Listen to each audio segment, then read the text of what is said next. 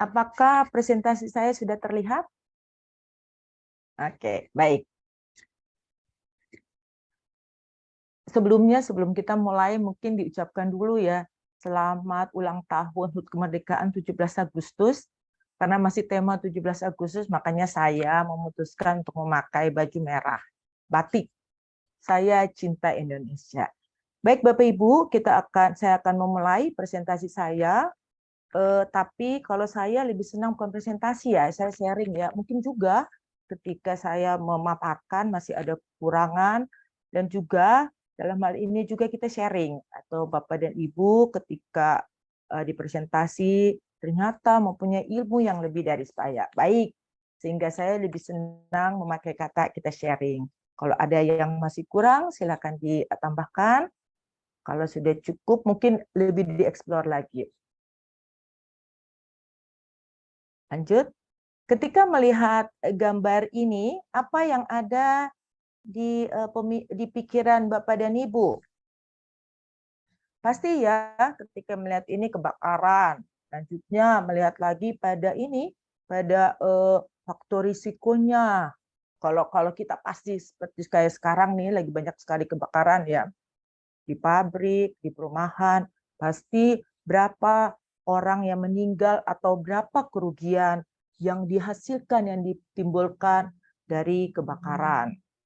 Yang juga sudah disepakati bahwa sebenarnya kebakaran itu bukan bencana, karena kebakaran itu bisa dicegah mulai dengan manajemen keselamatan kebakaran kalau di gunung, atau juga manajemen keselamatan kebakaran di lingkungan. Nanti disesuaikan Pak ya, tapi kali ini topiknya saya konsentrasikan pada manajemen keselamatan kebakaran gedung. Oke? Perlu diingat ya, ini filosofi moto daripada kebakaran, bahwa kebakaran tidak memilih kapan dan di mana akan terjadi, serta siapa korbannya mungkin juga bisa kita, dan kebakaran dapat merugikan harta benda, dan yang paling utama, kalau kita semua bergerak di bidang K3, kita mengenal namanya fatality atau kematian. Terkait dalam itu, kita seperti juga saya sudah sampaikan tadi bahwa penanganan kebakaran atau pengelolaan kebakaran bukan hanya pada gedung, tapi juga pada lingkungan perumahan kita, rumah kita, tempat tinggal kita, sehingga kita perlu ya melakukan self assessment. Apa aja sih yang perlu kita self assessment? Pertama, mungkinkah terjadi kebakaran di tempat kerja atau di tempat kita? Kalau pertanyaan ini pasti mungkin. Selanjutnya, seberapa besar kebakaran yang akan mungkin terjadi. Selanjutnya, upaya atau tindakan dan langkah apa yang diperlukan dilakukan untuk mencegah terjadi kebakaran. Karena tadi saya sudah mengawali bahwa kebakaran itu bukan disaster. Kebakaran itu bukan bencana, artinya kebakaran itu bisa dicegah. Siapa yang harus bertanggung jawab jika terjadi kebakaran? Kita juga sudah sepakat bahwa ketika di dalam gedung kita, itu yang bertanggung jawab adalah kita sebagai pengelola ya kalau di gedung. Tapi kalau kaitan lingkungan ya seharusnya harus dibuat ya. Kalau biasanya kaitan dengan RT, RW itu sudah ada namanya krisis management. Selanjutnya, apa sih yang diperlukan terkait untuk memadamkan kebakaran atau memadamkan api? Inilah pertanyaan-pertanyaan yang harus selalu kita ingat ya, ketika kita mau terhindar daripada kebakaran. Kebakaran. Apa arti kebakaran? Tadi ya, pasti kita bicara tentang ada api dan lain-lain. Tapi kalau diartikan dengan bahasa yang sangat baik, kebakaran merupakan api yang tidak terkendali dan tidak diinginkan oleh manusia. Kebakaran termasuk keadaan darurat ya, tapi bukan bencana, dan dapat menimbulkan berbagai macam kerugian mulai dari manusia, harta benda, maupun juga produktivitas kalau di pabrik, maupun juga kerugian sosial. Hal ini juga menurut distatementkan oleh Permen PU nomor 126 PRT garis miring M garis miring 2008 pasal 1 bahwa bahaya kebakaran adalah bahaya yang diakibatkan oleh adanya ancaman potensial dan derajat terkena pencarian api sejak dari awal terjadi kebakaran hingga penjalaran api, asap, dan gas yang ditimbulkan. Bapak Ibu mungkin akan bertanya, kenapa juga disebutkan asap dan gas? Karena ternyata dari penelitian bahwa korban yang meninggal dari pada kebakaran biasanya berasal dari menghirup asap beracun. Karena menghirup asap beracun sehingga pingsan dan tidak mudah melakukan penyelamatan diri sendiri atau juga ditolong oleh regu evakuasi gedung maupun juga oleh regu evakuasi dari damkar. Selanjutnya, sebelum kita masuk pada detail, mungkin ini sekilas saja Bapak Ibu ya, teori terjadinya api, ini hanya membuka wacana aja, tapi untuk lebih jelasnya mungkin ini ada sesi tersendiri, tapi saya hanya sekilas saja. Teori terjadinya api. Sampai sekarang masih ada dua ya Bapak Ibu ya, kaitan dengan konsep segitiga atau juga dikatakan segi empat api. Apa sih yang dinamakan segitiga api? Itu api terdiri yang paling utama adalah bahan bakar, panas, dan oksigen. Dengan prinsip itu, maka Bapak Ibu juga mengetahui bahwa jika salah satu dari unsur ini tidak ada, tidak akan mungkin terjadi kebakaran. Yang paling utama ya, sehingga selanjutnya kita akan memahami bahwa kalau tidak ada satu, pasti tidak akan terjadi kebakaran atau api ya. Kebakaran biasanya dimulai dengan api.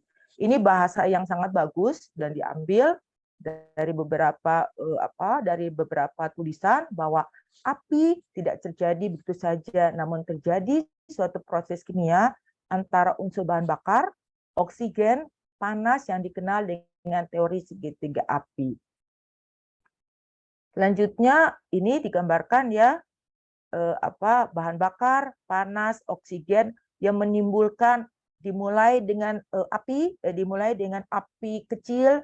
Apabila ketiga-tiganya ini ada, ketiga-tiganya itu cukup dan akan semakin membesar.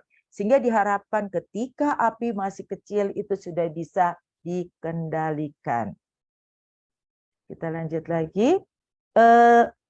Untuk yang segi empat api, itu sebenarnya prinsipnya sama aja, tapi ditambah lagi dengan namanya reaksi berantai. Dengan pemahaman ini sehingga kita melihat bahwa api sebelum dia pada tahap yang terakhir atau tahap panas yang paling puncak, dia akan mulai dengan tahap permulaan, tahap membara, flame state, maupun juga yang terakhir heat state. Diharapkan ketika api itu masih pada titik permulaan dan itu sudah dikendalikan.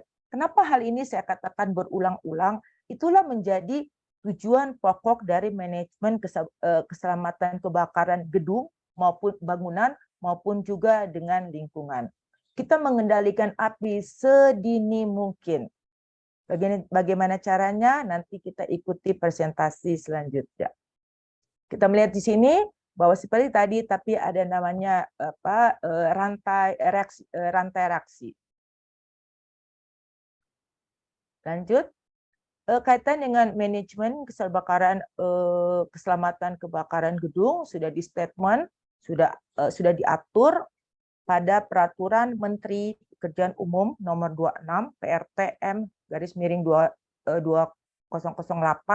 tentang persyaratan teknis sistem proteksi kebakaran pada bangunan gedung dan lingkungan bab 9 butir 954 bahwa unsur manajemen keselamatan kebakaran terutama yang menyangkut kegiatan pemeriksaan berkala, perawatan, pemeliharaan, audit keselamatan kebakaran, dan latihan penanggulangan kebakaran harus dilaksanakan secara periodik sebagai bagian dari kegiatan pemeliharaan sarana proteksi aktif yang terpasang pada bangunan gedung. Mungkin akan bertanya, Ibu bagaimana halnya dengan yang di lingkungan. Kita lihat lagi Bapak dan Ibu, karena kalau di lingkungan otomatis tidak mempunyai hidran dan lain-lain. Tapi intinya sudah membuat organisasi tanggap darurat.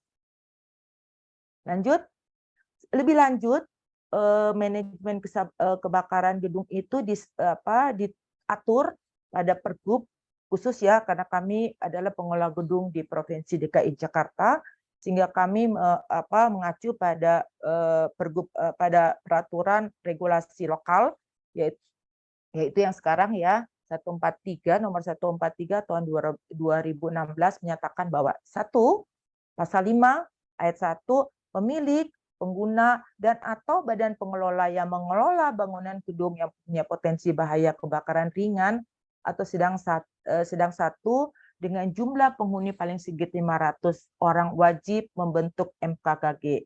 Sehingga kalau di Jakarta, bagi bangunan yang tinggi itu wajib membentuk MKKG, nanti akan dilengkapi dengan Fire Safety Manager.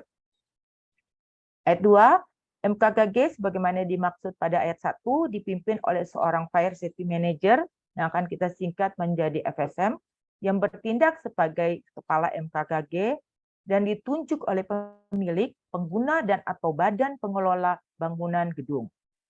FSM sebagaimana dimaksud pada ayat 2 harus memiliki sertifikat kompetensi yang diperoleh dari lembaga sertifikasi profesi dan terdaftar di dinas. Di dinas maksudnya dinas damkar ya Bapak Ibu ya.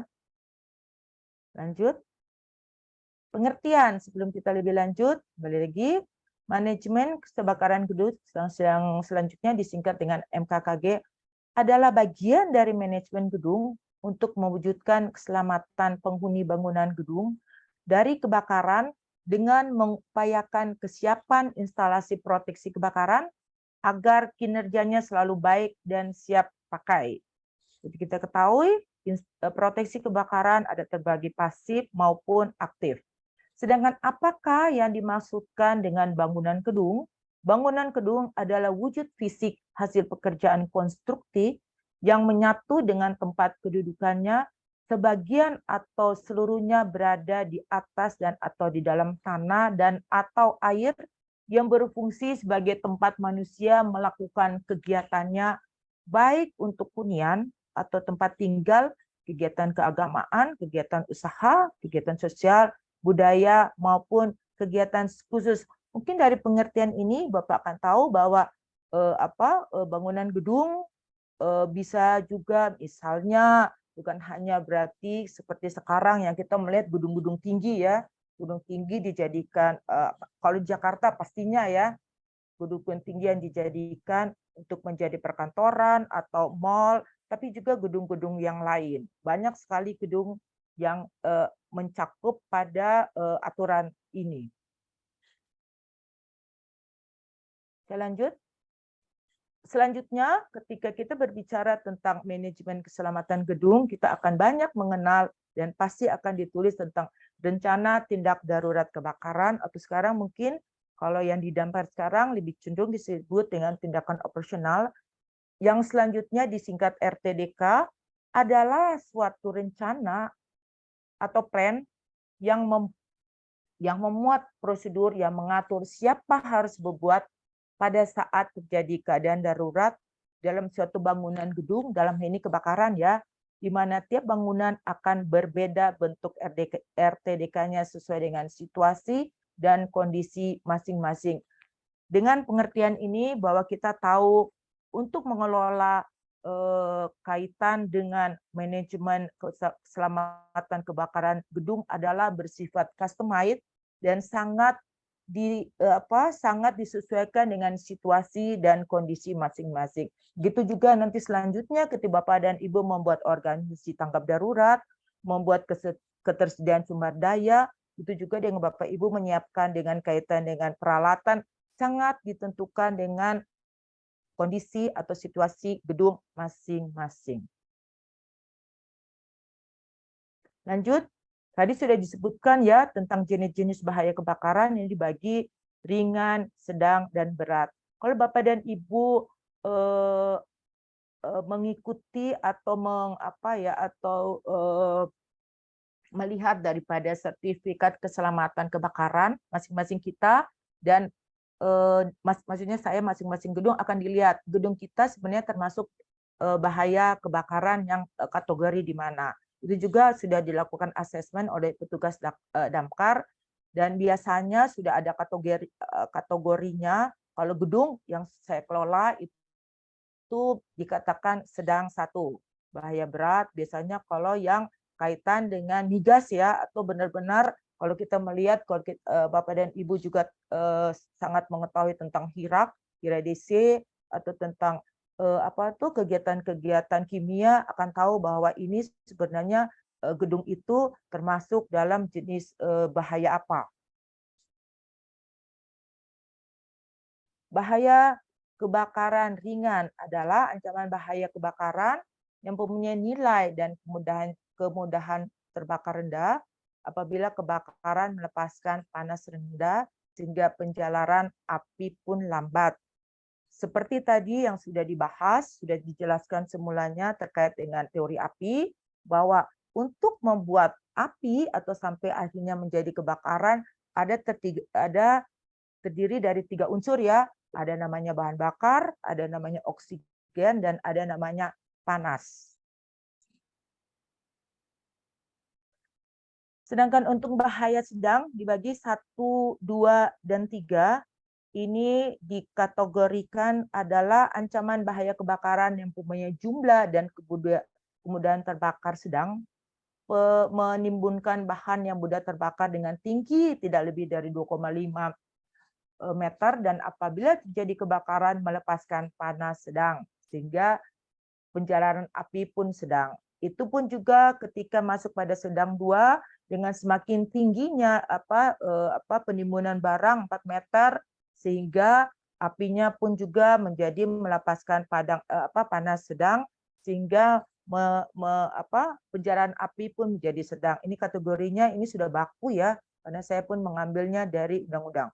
Selanjutnya untuk bahaya sedang 3, semakin tinggi otomatis bahan bakarnya semakin banyak sehingga lebih cepat untuk terjadi pembakaran dan penjalarannya apabila di situ masih ada sumber yang lain, yaitu yang terkait dengan oksigen. Bahaya kebakaran berat 1 dibagi juga apabila mempunyai jumlah dan kemudahan terbakar tinggi, yang tadi ya sudah lebih meningkat dari sedang, sehingga menimbulkan panas tinggi serta penjalaran cepat. Sedangkan bahaya berat 2 mempunyai terbakarnya sangat tinggi dan penjalaran api sangat cepat. Nanti kita lihat biasanya kalau bahan bakarnya itu mudah terbakar, itu biasanya kalau kita melihat nanti kalau di pemukiman yang padat, otomatis paling mudah terbakar. Begitu juga dengan dampak kerugian ya. Oke. Jenis-jenis kebakaran ya ada golongan A, golongan B, golongan C maupun D, maupun sekarang sudah mulai ya diperkenalkan tentang kebakaran golongan K. Saya mulai dulu dari kebakaran golongan A, yaitu dari bahan padat ya, kecuali logam, itu biasanya kertas, kain, kayu, plastik. Sehingga oleh itu Bapak dan Ibu ketika menimbun barang, ketika menjadi pengelola gedung harus diperhatikan yang barang-barang yang cepat terbakar ini gitu. Otomatis tata graha atau housekeeping ya, pengaturan bahan-bahan tersebut harus sangat diatur gitu. Apalagi kalau memang tidak dibersihkan, kan kita tahu juga kan ada bahaya-bahaya kebakaran yang lain ya, yang disebabkan oleh bahaya-bahaya misalnya debu dan lain-lain. Selanjutnya kebakaran golongan B. Golongan B mulai dari kebakaran bahan cair atau gas ya yang sudah terbakar. Golongan C adalah instalasi listrik, dan listrik itu sendiri bertekanan. Oke, golongan D logam. Logam, macam-macam logam yang mudah terbakar, sehingga biasanya golongan D itu pun memakai untuk pemadamannya juga dia memakai yang tertentu. Masing-masing pemadaman dia mempunyai alat pemadam dengan tipe atau dengan jenis kebakaran yang disesuaikan. Tadi saya sudah sebutkan tentang kebakaran golongan K ya. Ini saya tidak tulis karena kebanyakan juga orang masih belum bisa bisa apa ya. Ini adalah ilmu yang baru. Ini pun juga hasil dari perkembangan ilmu pengetahuan sehingga untuk kebakaran kalau Bapak dan Ibu sering membaca sekarang sudah banyak dipublish tentang kaitan dengan kebakaran golongan K yaitu kebakaran yang kaitan dengan di kitchen. Kalau gedung itu pasti ya kita harus concern sehingga itu juga aparnya pun juga berbeda. Dan diharapkan misalnya kalau di rumah itu ya ibu-ibu ya kalau masak mungkin lebih baik ya disiapin. Dan kita tanya kalau kita beli apar yang satu terserah kita mau beli yang mana, saya tidak memandatorikan dan saya tidak memakai merek. Sebaiknya ditanya apakah ini juga bisa untuk yang kitchen. Kenapa? Karena kebakaran di rumah biasanya paling sering berasal dari dari proses masak memasak. Tapi juga ketika ibu-ibu, bapak-bapak juga tahu bahwa kebakaran itu paling utama terdiri dari 3, bisa juga diadakan penanggulangan, jangan langsung panik ya. Bisa diputus salah satu 3 bahan yang menimbulkan kebakaran. Lanjut, kalau kita lihat ya, api itu tidak akan mungkin langsung tinggi. Pasti dia membutuhkan namanya tahap-tahap kebakaran. Ini mulai diidentifikasi dari awal ya penyalaan. Satu, kita lihat lagi baru dia pertumbuhan, baru dia flash over, dia pasca flash over masuk sampai paling puncak. Kalau semua di sini sudah habis, sudah tidak ada bahan yang dibakar, bahan-bahannya sudah habis dan dia akan surut. Nah, dari gambar ini kita harus memperhatikan, kita harus benar-benar tanamkan bahwa sebelum api ini membesar, dia melalui tahap-tahap kebakaran dan kita kendalikan api ini mulai dari awal. Ini yang paling utama ya. Kalau dari awal ya otomatis ya harus dipadamkan. Nah, caranya tergantung. Apakah kita tanggap kalau di rumah kita mengatur posisi letak biasanya ada yang namanya overheat ya. Kita lihat lagi dan paling sering itu harus kita self assessment, kita menilai gitu. Apakah dengan ini bisa menimbulkan kebakaran dan paling sering tuh orang paling sering padahal para dosen saya suka klaim kalau dinyatakan penyebab kebakaran itu biasanya dari sambungan pendek konsleting ya. Itu biasanya mereka nggak mau gitu. Kok selalu yang sambungan pendek listrik itu yang disalahkan. Padahal sebenarnya tidak juga disebabkan oleh banyak hal. Lanjut. Yang tadi ya, sebelum pada benar-benar pembakaran penuh, dia melewati tahap penyalaan. Mulai titik api gitu ya. Dan terkadang kalau sekarang itu biasanya bukan titik api, tapi dimulai dengan asap. Makanya kita perhatikanlah asap itu gitu. Apalagi kalau kita sering itu ya melempar puntung rokok gitu kan, apalagi sekarang yang lagi panas paling sering tuh. Mulai tempat sampah, dia mulai bersmog dulu. Nah, itu jangan lupa sebelum tahap sampai benar-benar terjadi api kobaran besar, itu paling sering dimulai dengan asap. Kalau Bapak dan Ibu tidak percaya, coba lakukan. Ditumpuk semua paling gampang kertas-kertas bekas ya. Baru kita lihat biasanya dimulai dengan asap. Baru nanti yang lainnya itu mereka mencari ketiga komponen itu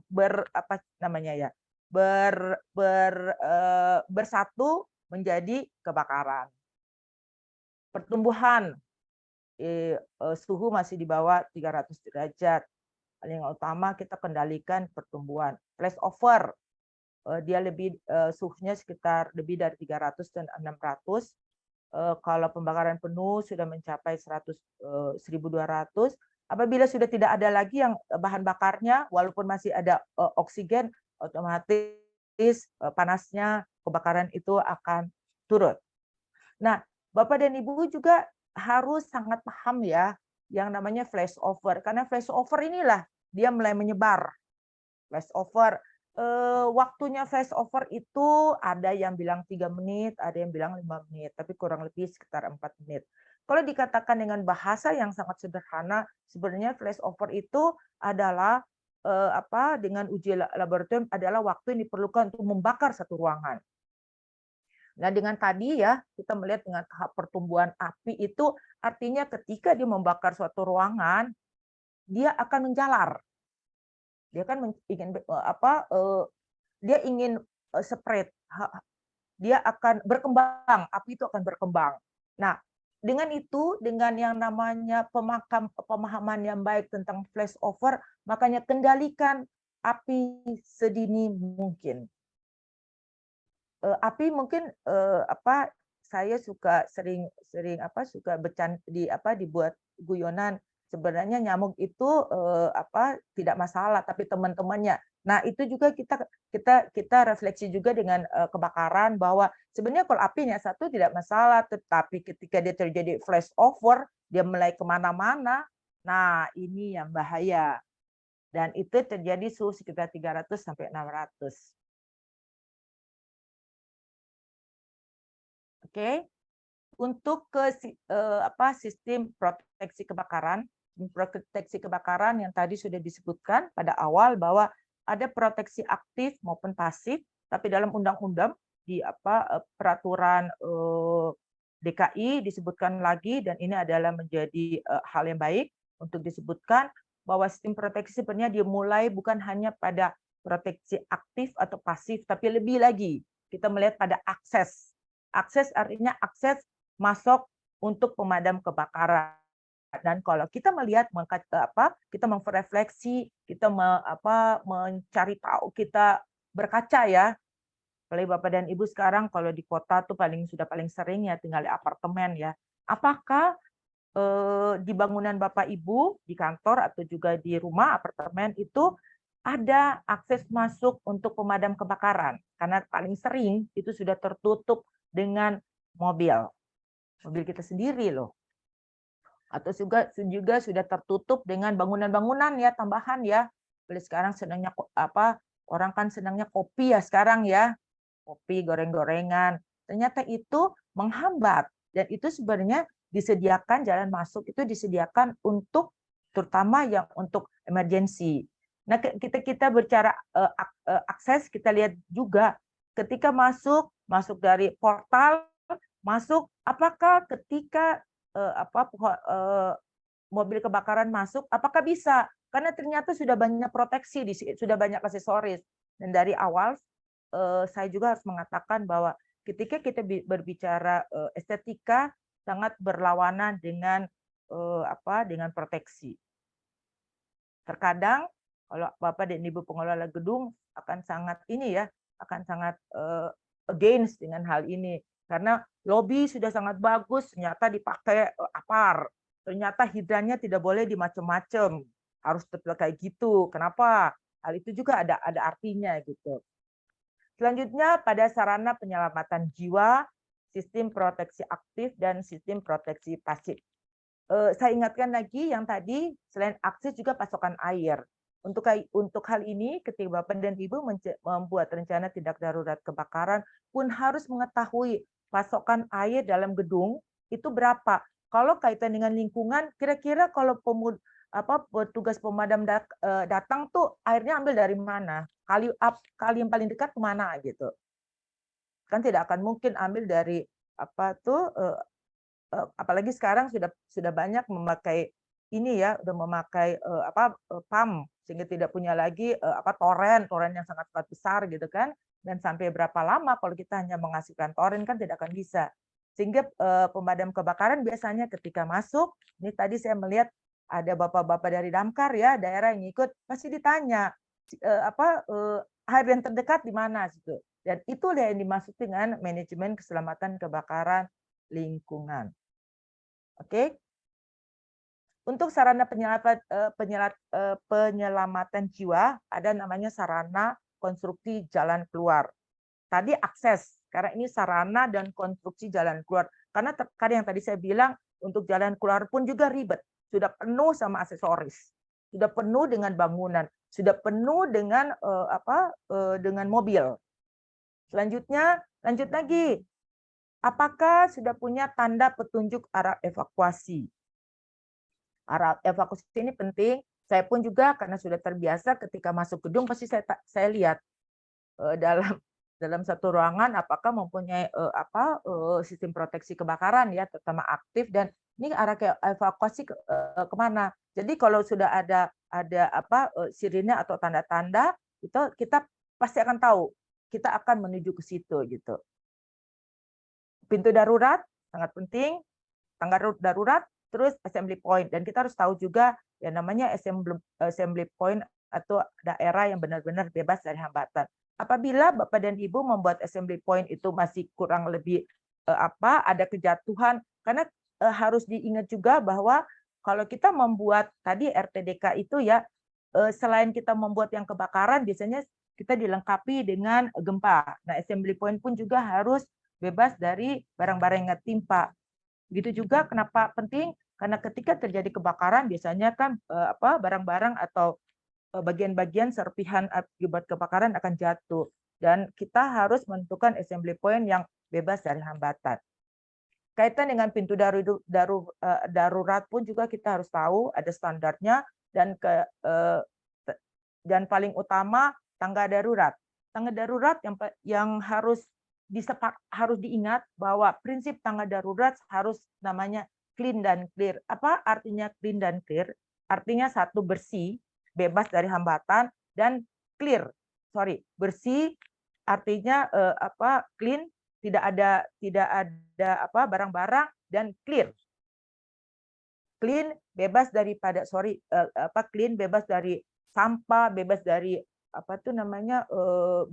paling sering kan orang memakai tangga darurat itu untuk dipakai untuk menyimpan kotak sampah, garbage bin, dan terkadang itu dipakai tumpahan minyak. Bapak dan Ibu bisa bayangkan ketika terjadi kondisi darurat, keadaan darurat, kan pasti akan memakai tangga darurat. Ketika tangga darurat itu dipenuhi dengan minyak kotor, bagaimana orang mengevakuasi dengan baik? Begitu juga ternyata tangga darurat itu dipenuhi dengan barang-barang, selain sampah ya, sampah juga berantakan gitu. Jadi memang edukasi itu sangat penting ya untuk kaitan dengan manajemen keselamatan kebakaran gitu ya. Ini mungkin tidak sampai di situ saya menjelaskan, tapi di samping sebagai tambahan kita punya kewajiban juga edukasi, dan edukasi itu bukan hanya untuk orang lain, juga untuk diri kita sendiri. Kita bercermin gitu. Lanjut, sistem proteksi kebakaran aktif. Ini bahasanya panjang banget, adalah bla bla bla yang kaitan dengan berbasis air, kaitan dengan sprinkler, pipet tegak, hidran ya, selang kebakaran dan lain-lain. Bahasanya sih sebenarnya bisa disingkat aja, sebenarnya kaitan dengan bagaimana caranya untuk memadamkan api. Ini bahasanya sepanjang mungkin, tapi kalau kita tahu apa aja sih yang diperlukan untuk memadamkan api. Jadi bahasa yang ribet ini kita hanya dengan 1-2 kata kita mengingat apa yang dimaksud dengan sistem proteksi kebakaran aktif. Salah satunya APAR ya. Dan ada pemadaman khusus. Oke, ini adalah satu contoh, bukan contoh, ini adalah bagian, tapi artinya bahwa yang kaitan dengan tadi itu, ada sebelumnya ada ruang pemadaman khusus, itu tergantung lagi apakah gedung itu mempunyai, karena tergantung lagi kalau gedung-gedung baru sekarang punya, itu juga dengan tenan ya, kalau tenannya mereka atau penghuninya mereka itu kaitan dengan data, itu pasti mempunyai, tapi kalau gedung-gedung lama itu seperti gedung saya sudah tidak. Yang dimulai dengan detektor kebakaran, ada panas dan asap. Kalau di tempat-tempat tertentu, biasanya di lobi itu suka hanya dipakai panas, tapi sebenarnya paling utama asap. Jadi kita sebagai pengelola gedung atau kita yang berkecimpung di sini sebaiknya mengedukasi bukan hanya kepada diri kita sendiri, juga kepada atasan kita dan juga kepada pemilik gedung. Karena kenapa? Menginstalasi sistem proteksi kebakaran itu biayanya sangat mahal. pasti ketika meminta pemasangan macam-macam ya, merubah dari detektor panas dirubah menjadi asap, dan juga biasanya ada yang combine di antara ini gitu ya, tergantung, pasti biayanya mahal. Gitu juga ternyata kita punya hidran tuh harus diganti gitu ya, pipanya ya, itu pasti akan mahal. Tapi kita katakan pentingnya yang namanya pengendalian kebakaran awal, pengendalian awal kebakaran. Dan kalau saya sih saya suka pakai bahasa-bahasa yang gampang ya, bahwa sebenarnya yang kita instalasi ini diharapkan tidak terpakai untuk keadaan sebenarnya, tapi dipakai ketika latihan saja, dan kaitan dengan pengelolaan manajemen kebakaran gedung itu harus dilatih tim emergency response. Kenapa dikatakan gitu? Karena satu Bapak Ibu, teori pembelajaran tuh ibarat teori pembelajaran tuh repetisi, dan terkadang kita sering lupa, dan ketika terjadi kebakaran yang ada di otak kita adalah panik. Tapi kalau kita melatih tim kita dengan baik, setidaknya mungkin dia panik dalam waktu 5 menitan, tapi sedang dia berespon, dan itulah tugas kita gitu. Detektor kebakaran ada panas dan asap, nanti dilihat lagi itu ya, ini tidak punya cukup banyak waktu untuk semua harus dibahas. Alarm kebakaran, bagi pengelola gedung juga harus diperhatikan bahwa ketika terjadi renovasi dalam gedung, paling sering ini dicopot. Kenapa? Karena mereka tidak mengetahui, pemilik atau pengguna gedung itu arti daripada alat-alat tersebut. Dan seperti awal tidak saya katakan, bahwa estetika sangat berlawanan dengan proteksi. Lanjut hidran.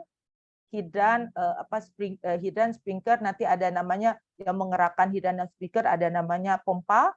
Ini sistem pipa tegaknya yang menggerakkan ini hidran dan sprinkler. Gedung-gedung yang sekarang ini pompa untuk sprinkler dan hidran sudah dijadikan satu, tapi kalau yang dulu masih di-separate, itu namanya teknologi ya. APAR, kita juga harus tahu coverage APAR itu berapa sampai di berapa, dan juga kita juga harus sering, APAR itu bukan hanya selalu di situ, tapi juga harus dilihat kalau sudah tidak indikatornya sudah menunjukkan merah, berarti isinya harus direfill. Pengendali asap ya, pressure fan, lift kebakaran, ruang pengendali operasi, setiap gedung beda. Yang ini nomor 10, Ciamis Connection, ketika petugas pemadam kebakaran datang, dan mereka pasti akan bertanya, Bapak dan Ibu, Ciamis Connection-nya di mana? Untuk itu, bagi gedung-gedung yang mempunyai banyak Ciamis Connection, tolong dinamain. Kenapa? Karena terkadang kita pun lupa. Bisa dibayangkan, paling sering tadi saya sudah mengawal, kita tidak tahu kapan terjadi kebakaran. Tapi kalau kita mempersiapkan ya, kita tahu gitu, dan akan tahu. Kenapa? Karena hari itu juga terjadi di saya. Ketika ditanya juga bingung. Wah, ini yang Ciamis ini yang kemana ya? Gedung kemana ya? Dan kita kaitkan lagi dengan teori tadi, teori terjadinya api. Bayangin kalau sudah flash over, sudah kemana-mana, dan akan susah kita mengendalikan. Semakin besar api, semakin besar semakin tindakan untuk memadamkan itu pasti juga semakin lebih tinggi. Emergency lighting, kenapa ini emergency lighting ini penting? Karena utamanya ketika lagi kebakaran kan pasti listrik dimatikan. Nah, ini gunanya ini gitu kan. Jadi kita tahu, oh ini arahnya situ. Bapak dan Ibu bayangkan ketika kita turun dari tangga darurat dan gelap. Nah, meraba-raba kan. Oke, lanjut. Ini proteksi pasif. Ini bahasanya panjang banget. Tapi kalau saya membahasakannya dengan sangat singkat, yaitu yang built-in yang terkait yang sudah terpasang pada gedung. Ini kaitan dengan, ini panjang banget ya, biasanya kaitan dengan desain dan lain-lain. Yaitu terdiri dari ini nih, ketahanan api struktur bangunan. Kaitan dengan desain awal, ketahanan api berapa gitu kan? Pasti ketika membuat IMB itu kan pasti udah ada standar-standarnya masing-masing dengan SNI-nya, dengan juga dengan peraturan masing-masing. Itu juga perlu diperhatikan kompartemenisasi ruang. Artinya apa? Semakin dipersingkat dibagi-bagi gitu. Artinya kenapa? Untuk memudahkan ketika mengendalikan api. Begitu juga kan fire stop ya. Misalnya kalau di bukaan-bukaan kita pastikan juga itu ditutup. Artinya apa? Untuk memperlambat penjalaran api. Begitu juga kita mempertimbangkan sifat bahan bangunan. Paling sering ya kalau kaitan dengan yang tadi saya katakan estetika, aduh gedung tuh ditambah dengan kain-kain, dengan kertas-kertas, dengan apa gitu ya. Dan itu sebenarnya membuat paling cepat membuat api merambat. Api menjadi besar karena apa? Bahannya terbuat dari bahan yang mudah terbakar. Lanjut, konsep MKKG ini paling utama ya. Ini ada dua aja, pencegahan dan penanggulangan. Ketika kita bicara dengan tujuan pengamanan, otomatis keselamatan jiwa, keselamatan aset. Kalau di pabrik berarti proses produksi, begitu juga lingkungan ya. Terus mempertahankan kredibilitas citra perusahaan. Kalau yang sekarang ditambah yang kaitan dengan kelangsungan gedung, bagaimana caranya itu bangunan itu walaupun juga dengan umur tertentu, misalnya ya kalau di apartemen hanya dikasih waktu untuk membangun, untuk memakai ya, hak guna bangunan itu 30 tahun plus 20 tahun. Tapi karena ternyata gedung itu handal sehingga bisa dilanjutkan lagi. Kan artinya tidak perlu dirombak, tidak perlu dihancurkan gitu. Nah, kalau kita bicara pencegahan ya yang tadi ini bagaimana kita mengendalikan bahan bakar, bagaimana kita mengendalikan sumber energi dan paling utama tuh mencegah pencegahan. Ini paling utama Bapak dan Ibu. Kalau kita penanggulangan ya pertama mulai dari deteksi awal, deteksi sama pemadaman dini itu paling utama. Nah ini membatasi penjalaran tadi dengan adanya sistem proteksi pasif gitu. Terus mempermudah penyelamatan kaitan dengan penanggulangan atau meminimais kerusakan. Ini juga hampir sama ya. Kita punya tujuan itu. Kenapa saya katakan gini? Karena kita pun juga harus menentukan tujuan MKG itu apa gitu. Oke, pengendalian api, pengendalian paparan dan lain-lain. Dan paling utama juga harus mempunyai komitmen. Makanya ketika ini kita minta komitmen bukan hanya dari kita saja, tapi harus dari atasan. Komitmen kan harus berjalan serempak, bukan hanya satu. Kalau kita bicara dengan kaitan dengan sistem ICE, kalau kita sering ya melihat ini kaitan dengan ISO 9000, kaitan ISO 45000, kita melihat yang namanya plan do check action, ini juga bersama ya. Plan ketika Anda merencanakan, Anda habis itu sudah direncanakan dibuat, dan apa yang sudah dibuat kita lakukan pengecekan. Setelah dari pengecekan ini, apa hasilnya kita melakukan lagi, dan kita memplankan lagi, yang bersama ya, ini sistem SMK 3 ya. Dan kita mengharapkan bahwa standar kita semakin baik. Standar dimasukkan kaitan dengan kalau MKKG, standar kualitasnya SDM, dan lainnya semakin baik itu. Memang ketika kita berbicara ini ada namanya high cost. Tapi jangan lupa loh, pilih mana gedung itu hancur, atau ada namanya fatality, atau kita dengan high cost yang awal itu, kita menginvestasi. Namanya kelangsungan. Itu adalah cara berpikir kita gitu. Nanti kita ada namanya pengukuran, evaluasi itu banyak ya Bapak Ibu ya. Nah, apa yang kita rencanakan? Pada tahap ini, perencanaan sistem manajemen harus dibuat standar yang menggambarkan kesesuaian pada peraturan yang berlaku, menghitung resiko, ini kaitan dengan kalau kita bicara dengan peraturan berarti kita melihat NSP yang berlaku, risiko kita melakukan identifikasi bahaya dan penilaian risiko, serta yang mungkin terjadi, serta semua yang kita melihat itu dalam skenario yang besar. Biasanya kita melihatnya ketika sebelum terjadi kebakaran, ketika terjadi kebakaran, dan sesudah. Memang ketika merencanakan harus lebih diperluas ya. Lanjut dengan melaksanakan apa yang sudah kita tentukan, apa yang sudah kita buat semula kaitan dengan target pencapaian, apa yang rencana kita ya harus diimplementasikan secara keseluruhan. Dari hasil implementasi kita mengecek apakah yang sudah kita rencanakan terus kita laksanakan apakah sesuai. Dan selanjutnya nanti ada tahap ya kalau di manajemen ya. Kita ada namanya rapat evaluasi, rapat continuous management kalau terbiasa dengan sistem SMK 3 atau ISO, itu pasti kita sangat paham ya. Dan yang paling utama kita harus melihat melihat atau berujuk pada peraturan yang berlaku. Kalau Damkar tuh Pak, peraturannya paling sering tuh berubah tuh. Kadang-kadang juga gedung kelabakan mengikuti. Saya akui ini karena terkadang kami punya asosiasi dan saling curhat gitu. Ternyata peraturannya tidak berlaku juga surut.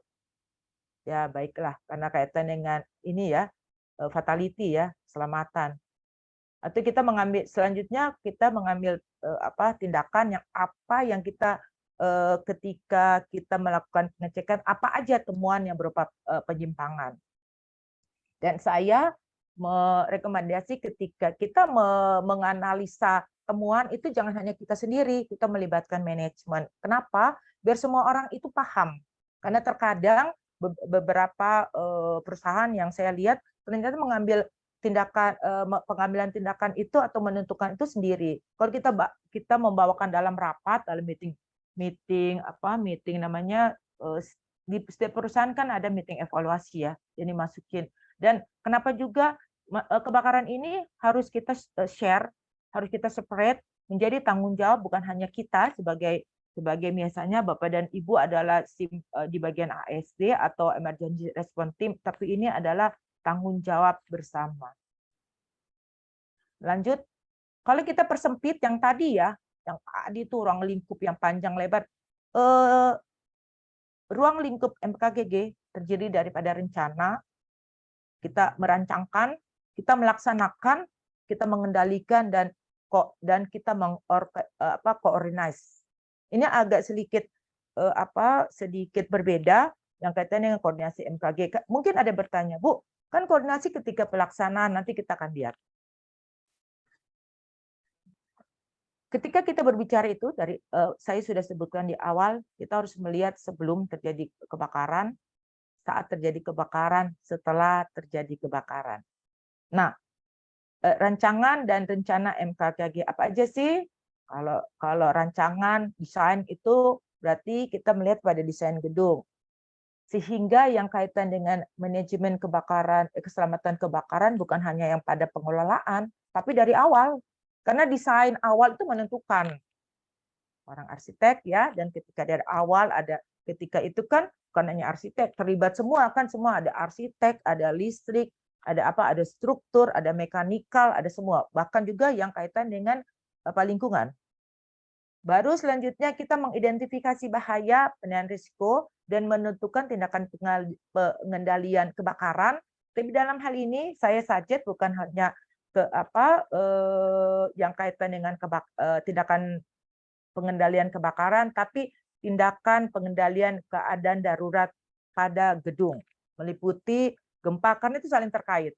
Menentukan tim emergency response juga itu pun sangat terkait. Selanjutnya kita menentukan rencana tindak darurat kebakaran ya, kalau udah satu ya, dan dari awal juga sudah jelaskan bahwa tindak darurat kebakaran itu sangat tergantung pada situasi kondisi masing-masing gedung, sangat customize, sehingga kaitan ini sesama gedung tidak boleh ngerpek, tidak boleh contoh, saling ngerpek atau saling nyontek. Ngerpek bahasa Jawa, nyontek bahasa Indonesia. Oke, desain gedung sangat menentukan tindakan pengendalian MKGG otomatis, sangat menentukan sistem proteksi pasif dan aktif. Desain gedung juga terkait dengan umur fisik bangunan, sustainable ya. Tapi kalau kita bicara desain gedung sekarang itu juga sangat ditentukan juga dengan ITEK. Sekarang canggih Bapak dan Ibu. Kalau gedung-gedung yang lama akan sangat berbeda dengan gedung-gedung yang sudah dibangun tahun 2000-an. Wah, canggih banget. Apalagi yang sekarang sudah terkait akibat COVID ya. Jadi gedung-gedung sudah dibuat yang hanya berdasarkan touch, tidak perlu dipencet dan lain-lain. Itulah teknologi dan itulah yang harus kita appreciate. Lanjut, ketersediaan sumber daya. Sumber daya sebenarnya banyak banget, tapi saya membagi dalam 3 hal, yaitu sumber daya manusia, peralatan dan mesin, dan biaya. Kenapa ini? Yang paling utama yang drive, yang menghandle keselamatan kebakaran itu adalah sangat ditentukan oleh hal ini ya. Sumber daya manusia apa sih? Yang terkait dengan sumber daya manusia yaitu struktur organisasi siaga dan tanggap darurat. Mungkin ada yang bertanya di slide saya yang seterusnya, loh Bu, kenapa sih harus pakai siaga? Ya benar, kita tuh jangan hanya pada tanggap darurat, tapi sebelum ketika tidak terjadi apa-apa, kita harus tetap siaga. Tuh. Begitu juga keadaan sumber manusia, apakah petugasnya itu kompeten? Nah, petugas kompeten sangat dipengaruhi juga dengan sertifikat. Karena ternyata banyak gedung juga tidak mempunyai petugas P3K. Nanti kalau training petugas P3K tanya ke Pak Denny sama Pak Pak Arif ya. Gitu juga dengan peran D. Peran D paling utama karena terus terang seperti kayak saya tidak punya kompetensi untuk memadamkan api yang pakai hidran ya, kecuali apar kan biasa. Karena kembali lagi pada fisik gitu. Nah, itu bagaimana caranya disiapkan di gedung. Dan itu mandatori, karena itu kan ada undang-undangnya. Nah, inilah kita, dengan kita mengetahui banyak ilmu, kita bisa mengatakan kepada owner atau juga pada atasan tentang pentingnya menyiapkan sumber daya gitu. Sumber daya itu sangat ditentukan dengan struktur, membuat struktur apa aja sih diperlukan, begitu juga dengan kompetensi petugas. Dan jangan lupa pelatihan. Pelatihan bukan hanya pada fire drill, tapi pelatihan yang berdasarkan keahlian. Kenapa fire drill? Kenapa bukan hanya fire drill? Karena fire drill itu sudah suatu rangkuman semuanya.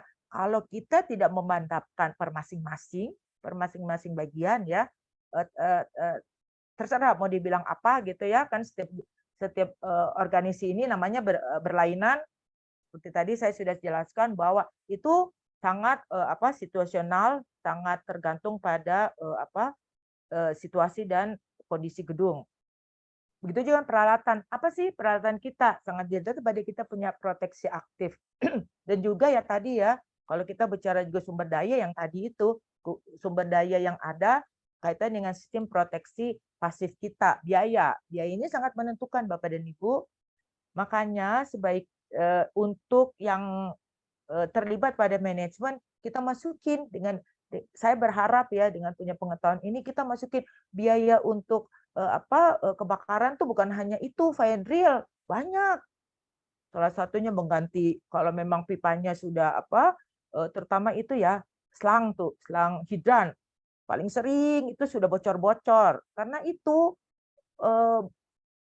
mahal, digantilah. Nah, bagaimana caranya? Itulah kalian Bapak Ibu untuk berdiskusi dengan gedung masing-masing. Lanjut, nih tadi organisasi siaga dan tanggap darurat.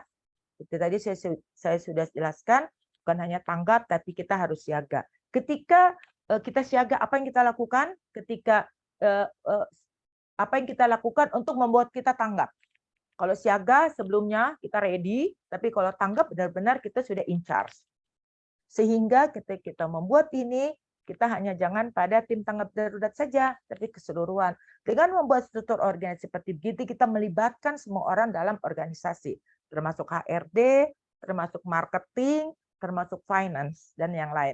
Karena terkadang untuk tim tanggap darurat itu hanya melibatkan biasanya security, atau yang lain juga sangat terkait juga dengan engineering, karena mereka kaitan dengan teknisi ya, teknisi pompa maupun lift. Dan dengan itu juga yang paling utama saya juga share ketika saya membagikan ilmu ya, bahwa kita membuat untuk kesadaran awareness tentang kaitan ini, kaitan K3 juga, kaitan kebakaran, bahwa semua orang ini adalah tanggung jawab semua orang, bukan hanya kita saja.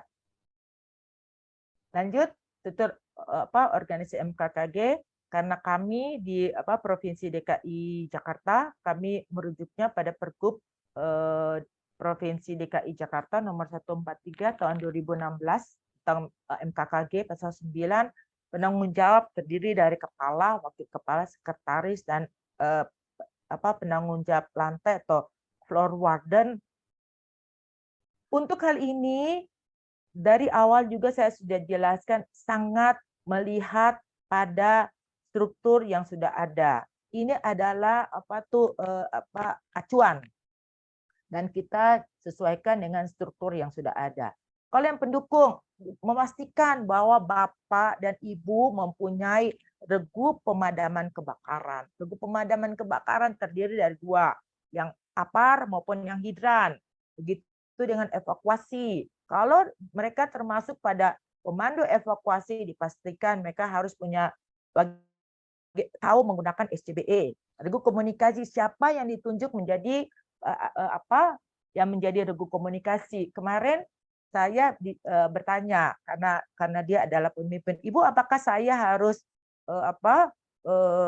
yang menjadi regu, saya yang in charge di regu komunikasi? Ya tidak dong, Bapak kan yang menghimpun semuanya. Tentukan bagian tertentu untuk komunikasi. Biasanya kalau di gedung ada namanya front office ya, atau reception. Dia komunikasi. Karena komunikasi ini ada dua, internal dengan yang sesama kita, ada yang eksternal. Ketika terjadi kebakaran, Bapak harus selain menghubungi petugas damkar ya, juga menghubungi yang lain, PLN, menghubungi apalagi itu polisi, menghubungi tentara atau apa ya namanya itu, menghubungi juga rumah sakit, menghubungi yang terkait. Nanti pasti akan ditanyakan kenapa harus mereka semua terlibat gitu. Dan yang paling sering ini ya dilupakan, pengamanan barang berharga dan dokumen. Terkadang ya, untuk Bapak dan Ibu mungkin pernah melihat ya video yang kebakaran itu di gedung BI ya kalau nggak salah ya, yang ada ibu-ibu naik karena dia ketinggalan dompet, terus dia naik, yang mengizinkan adalah housekeeping, office boy yang dalam hal ini, terus engineering dan security. Dan apa yang terjadi? Mereka semua ternyata menjadi sate manusiaannya terbakar. Sehingga kita harus membuat semua tahu bagaimana caranya mengamankan barangnya dia, barang mereka sendiri termasuk dokumen gitu kan. Selanjutnya pertolongan regu P3K. P3K mohon diingat bahwa P3K punya keahlian tersendiri, jangan asal, tapi mereka dipastikan sudah di training. Karena otomatis sangat berbeda orang yang sudah tahu dengan yang asal-asalan. Dan kita juga tahu ada kaitan dengan penyakit menular, orang tidak akan bisa langsung berhubungan, langsung menolong orang yang ada darah ya. Karena kita tahu juga ada penularan darah. Dan keamanan pasti ada security. Nah, keamanannya mana? Ketika dalam ini yang mereka mengamankan adalah mengamankan gedung secara umum. Dan untuk keamanan pasti akan berkoordinasi dengan polisi maupun juga dengan tentara ya. Gitu. Terus regu teknisi otomatis ketika terjadi kebakaran apa aja sih yang harus standby? Pertama di control room kan, mereka mengontrol di mana pusat kendali, melihat sampai di mana deteksi awal api, gitu juga yang lift karena akan berfungsi sebagai fire lift nanti, dan juga dengan pompa. Kalau itu juga harus dikoordinasi dengan yang tahu tentang genset apabila di gedung Bapak Ibu ada genset, dan menurut saya pasti punya ya. Disesuaikan dengan gedung. Nah, sekarang identifikasi bahaya, penilaian risiko, dan penentuan tingkat tindakan pengendalian. Itu juga yang sudah saya katakan bahwa ini harus meliputi semua aktivitas. Kenapa? Karena semua aktivitas itu mempunyai potensi punya bahaya kebakaran. Jadi sebaiknya kita apabila di perusahaan atau di gedung Bapak Ibu belum ada, baiklah Bapak dan Ibu yang mengkontak. Nah, nanti kalau untuk trainingnya tanya Pak Arief maupun Pak Denny. Itu kajian risiko kebakaran banyak sekali ya, penyebabnya apa. Terus ketika kita menentukan ini, kita melihat lagi pada hierarki. Otomatis kan nggak langsung paling sering tuh kalau menentukan bahaya langsung Bu APD, yo kan enggak. Kan sebelumnya kan ada eliminasi bla bla bla bla gitu kan. Makanya training Alika 3 umum biar tahu. Lanjut, rencana tindak darurat kebakaran tadi saya sudah bilang ya, situasi dan kondisi masing-masing. Dimulai dari deteksi awal api dengan api sehingga evakuasi. Dibuat juga untuk kondisi keadaan darurat lain, misalnya gempa bumi dan lain-lain karena saling terkait. Disimulasikan untuk dilatih cara terus-menerus. Lanjut, kalau kita melihat ini ya, ini simulasinya. Nanti kalau biasanya kan ada skenario ya, tapi jangan lupa loh. Kadang-kadang kalau sudah terjadi kebakaran, skenario itunya lupa karena skenario itu terlalu dihafal. Dan kalau menurut saya Bapak dan Ibu punya tim itu jangan dihafal, dipelajari urutannya sehingga ketika terjadi kondisi emergensi kita bisa memahami, kita bisa mengingat karena perlu diketahui itu adalah sifat alami manusia ketika lagi emergensi dan semua panik. Ketika panik semua lupa, bahasa Jawanya lali ya. Lupa semua, terkadang pun juga saya. Tapi kalau kita sering melatih, otomatis kita akan cepat mengingatkan repetisi, ilmu pembelajaran atau repetisi. Nah, ini dimulai nih, indikasi keadaan darurat. Ini banyak nih, sudah ditulis ya. Ini tapi dilihat lagi, ini tergantung pada kondisi gedung masing-masing. Ini ada organisasi keadaan darurat, ada juga penghuni gedung dan respon keadaan darurat. Ini artinya ketika ada indikasi keadaan darurat, penghuni gedung akan dievakuasi. Evakuasi kemana? Pada assembly point. Sebelum mereka dievakuasi, ada namanya announcement. Nah, kaitan rehabilitasi kalau memang sudah ada korban atau ada korban ada dua ya, korban secara manusia maupun secara properti, secara gedung fisik. Lanjut, kita melaksanakan kegiatan, melaksanakan dan mengendalikan. Nah, ini sebelum kita lihat lagi pada sebelum, saat, dan setelah terjadi kebakaran. Apa yang kita dilakukan sebelum? Yaitu tadi kita mulai kan membuat dokumentasi dan sistem SOP, checklist dan SOP itu juga harus direview ya. Apakah itu masih berlaku gitu. Paling sering saya lihat tuh checklist, aduh sudah nggak berlaku masih dipakai. SOP-nya kan sudah tidak relevan lagi. Oke. Terus melakukan pemeriksaan berkala. Pemeriksaan berkala macam-macam ya. Kita pakai audit, terserah. Inspeksi, jangan lupa juga inspeksi juga yang namanya safety inspection dalam unit juga perlu. Terus melakukan pengujian berkala, pengujian uji reksa ya terhadap sistem proteksi kebakaran sesuai dengan persyaratan Naker. Terus kita melakukan pemeliharaan preventif ya, sama preventif dan perawatan. Kalau ketika melakukan pemeliharaan itu ada yang perlu diperbaiki ya kita lakukan perawatan kan, penggantian. Nah, ini paling utama program latihan terpadu. Kalau saya sih menganjurkan bukan hanya latihan yang tergonya dengan damkar, tapi latihan-latihan internal. Sehingga kenapa kalau ada damkar itu lebih cepat. Tapi pelatihan dengan damkar itu pasti. Kenapa? Karena kalau di Pergub itu diwajibkan dan paling utama apa? Bapak Ibu terbiasa ketika jadi selain mandatori ya yang paling utama mandatorinya kenapa? Karena ketika melatih dengan damkar, selain damkar juga tahu kondisi gedung Bapak dan Ibu dan juga itu membiasakan terjadi koordinasi yang baik.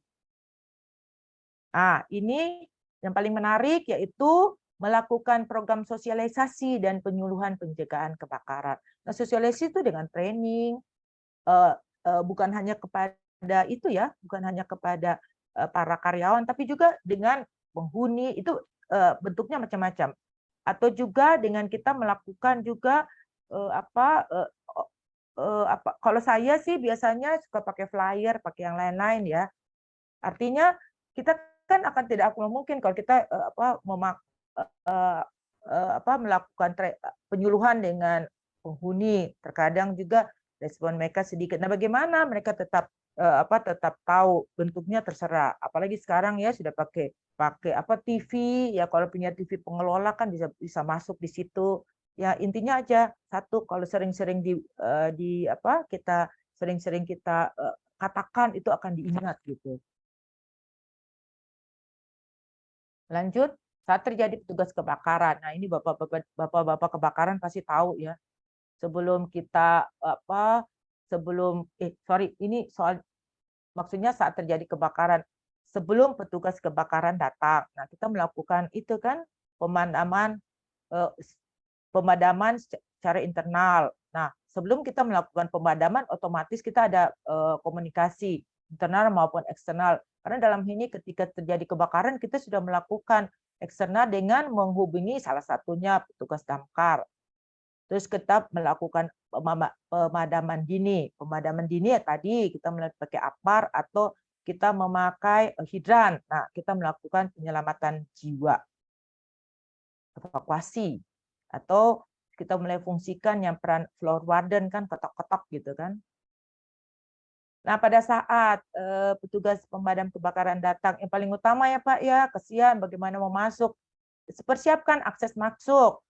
Terus ketika mereka bapak-bapak dari damkar datang kasih tahu, ini loh yang terjadi, ini kondisinya ini begini. Kenapa kan kita juga tidak mau bapak-bapak damkar itu terjadi sesuatu atau terjebak kan? Terus kita tunjukkan jalan masuk ke lokasi kebakaran lah. Bapak-bapak damkar kan nggak tahu kan kita punya. Nah, dalam kaitan itu kita siapkan kuncinya, apa kan semuanya. Dan ketika ini jangan lupa loh, ketika Pak Damkar datang, Pak Damkar sudah mengambil alih dan kita hanya bersifat hanya membantu saja. Oke, ini sudah banyak resen. Terus pemadaman oleh petugas kebakaran ya, otomatis ketika petugas damkar melakukan pemadaman, kita tidak punya itu untuk intervensi, biarkanlah mereka yang bekerja karena mereka itu juga expert. Tapi yang paling utama ketika itu terjadi komunikasi dengan kita, maksudnya dengan pimpinan tanggap darurat kan. Terus tugas kita memantau kan setiap itu, kita bantu kan operasi pompa dan lain-lain. Terus yang paling utama kita memberikan informasi juga, ini loh bahaya-bahaya yang lain. Oke, lanjut. Ini untuk metode pemahaman nih, ini hanya sekilas saja banyak ini yang kita lakukan, tapi biasanya yang kita lakukan nih khusus untuk peran D ya. Mereka dua, kalau yang lain ini sudah sangat canggih, ini bisa dilakukan oleh damkar internal jarang melakukan ini gini. Karena kita tidak punya peralatan atau kita tidak punya teknik sampai segitu gitu. Yang gampang-gampang aja Bapak dan Ibu, pendinginan, isolasi gitu ya. Terus memindahkan bahan bakar ya, misalnya kita tutup ya, pakai itu salah satu tuh dengan dengan bahan kimia ya, intinya kan gitu. Ini tadi sudah, ini Bapak-bapak damkar sangat memahami ini. Nah, setelah terjadi kebakaran, saya pernah mengalami kebakaran dan saya tahu bagaimana susahnya, bagaimana ribetnya ketika selesai terjadi kebakaran. Karena yang paling utama kita memastikan gedung itu masih layak untuk dihuni, masih bisa dengan kekuatan struktur dan lain-lain. Untuk kekuatan struktur bukan keahlian saya, itu adalah orang sipil ya. Tapi berdasarkan dari hasil mereka, berdasarkan tes mereka, kita tahu bahwa strukturnya masih dengan standarnya ya. Itu oke. Untuk kebakaran kelas kecil, oke, dibuat koordinasi, tapi jangan salah, kebakaran apapun juga pasti ada laporan dan pasti ada tes struktur, apalagi udah terkait dengan beton dan lain-lain ya. Kalau kebakaran ini kayaknya terbalik. Kebakaran besar yang kecil terbalik. Kalau udah kebakaran besar pasti itu ribet udah Bapak Ibu. Lanjut, ini koordinasi MKKG, masih bertanya, karena kalau di MKKG sesuai dengan Pergub, sebelum terjadi kebakaran, kita pun berkoordinasi dengan damkar. Dengan caranya apa? Kita punya rencana operasional atau RTDK itu diverifikasi oleh damkar. Dan sekarang untuk di DKI, untuk MKKG itu akan seperti halnya dengan P2K3 ya, itu akan dilantik oleh Pak Gubernur. Terus ketika terjadi kebakaran, selain internal, kita juga eksternal. Siapa aja tadi saya sudah sebutkan. Kalau setelah terjadi kebakaran ribet, ini penyelidikan, pemeriksaan gedung ketika terjadi kebakaran, ketika setelah itu pasti kita akan berhubungan juga dengan polisi karena akan melihat apakah ada unsur-unsur pidana di situ gitu. Makanya ribet Bapak Ibu, usahakan jangan terbakar. Nah, ini berkaitan dengan Pergub 43 ya. Tadi saya sudah sebutkan dengan kegiatan MKKG, kaitan dengan Fire Safety Manager, kaitan dengan sertifikasi kompetensi tadi sudah. Oke, ini kaitan juga dengan SKK, SLF bagi yang untuk di Jakarta, saya rasa juga yang di lain ya, sudah pasti akan mengeluarkan harus mempunyai sertifikat keselamatan kebakaran. Kalau yang gedung tinggi yang lebih dari 8 lantai memiliki luas 5.000 meter dan orang dihuni oleh lebih dari 500, ada namanya harus mandatory mempunyai fire safety manager. SKK atau sertifikat keselamatan kebakaran berlaku selama 1 tahun dan SKK itu diperlukan ketika mengajukan atau memperpanjang SLF. SLF, sertifikat layak fungsi gedung yang berlaku selama 5 tahun. Bagi yang di Jakarta mungkin tahu nih hurah-hurahnya ini Fire Safety Challenge antara Badan Pengelola Gedung dengan Damkar. Itu adalah merupakan uji keterampilan atau ketangkasan manajemen keselamatan gedung untuk wilayah Provinsi DKI Jakarta. Apa aja sih diuji sih? Yaitu tim APAR tadi ya, tim hidran, kaitan dengan pemadaman, evakuasi, maupun tim P3. Begitu juga nanti mungkin tahun depan akan dilengkapi dengan dokumen yang kaitan dengan manajemen keselamatan gedung. Saya rasa cukup. Terima kasih presentasi saya. Semoga materi pelatihan bermanfaat bagi Bapak Ibu. Kalau yang bukan di bagiannya mungkin ini sebagai wacana ya, bahwa kebakaran itu bisa menimpa di siapa saja. Dan yang paling utama adalah pengendalian. Mohon maaf jika ada yang tidak berkenan atau masih kurang. Semoga kita bertemu lagi di pelatihan berikutnya. Oke, thank you. Thank you, Pak. Baik, terima kasih Bu Francine Tendian. Luar biasa materinya hari ini. Nah, teman-teman semuanya, setelah ini kita akan sama-sama diskusi untuk teman-teman yang sudah bertanya, tapi sebelum itu kita akan memberikan terlebih dahulu informasi penting ya buat teman-teman semuanya. Sebelum itu buat teman-teman yang belum upgrade Platinum, ya, kalau misalkan mengalami kendala, tidak apa-apa, nanti bisa mengisi absensi dulu saja, dan setelah itu baru nanti teman-teman bisa langsung mendapatkan e-sertifikat. Oke, nah saya akan share terlebih dahulu. Oke, teman-teman semuanya, pastikan teman-teman sudah mensubscribe ya channel YouTube-nya Kak Cik Deni, karena di sini akan ada banyak sekali video mengenai K3 dan juga pertanyaan-pertanyaan yang diajukan oleh orang lain dan juga sudah dijawab oleh Kak Cik Deni di sini. Nah, teman-teman, ada informasi penting buat teman-teman semuanya mengenai apa saja yang diberikan media Tama Promo apa aja. Ini dia, mulai dari perpanjangan lisensi dan SKP. Silahkan, Kak Cik Deni. Ya. Oke, Bapak Ibu semua, teman-teman semua, kalau Bapak Ibu semua punya SKP ahli K3 umum, pastikan kalau sudah mau expired segera berpanjang. Kenapa? Karena kalau udah lebih dari 1 tahun, Bapak Ibu semua belum memperpanjang SKP, wah nanti ada refreshment.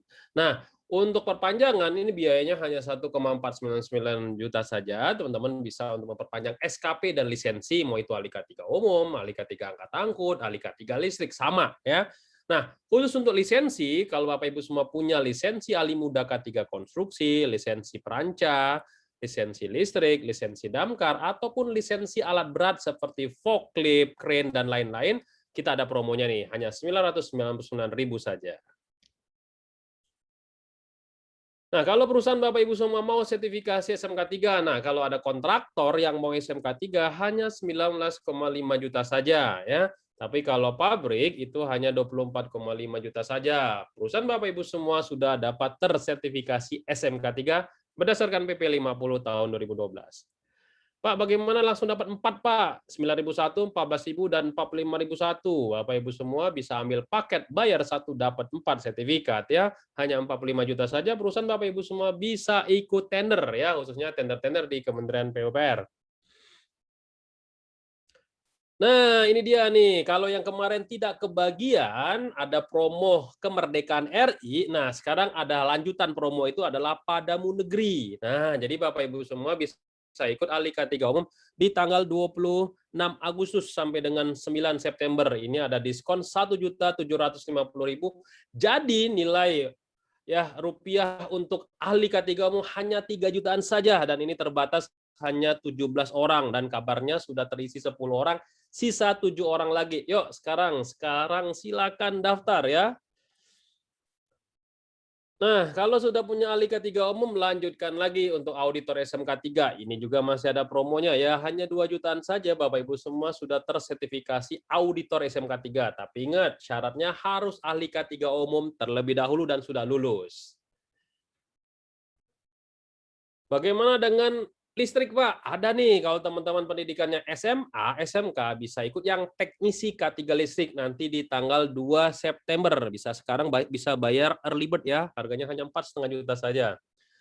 Nah, bagaimana dengan yang ahli? Ada nih, nah ahli K3 listrik ini diskonnya lebih gede banget nih, 5.750.000 nih. Jadi 13 jutaan saja teman-teman bisa ikut ahli K3 listrik tatap muka ya, full tatap muka selama 17 hari. Nah, ini diwajibkan bagi perusahaan Bapak Ibu semua yang memiliki genset atau memiliki instalasi listrik melebihi 200 kVA.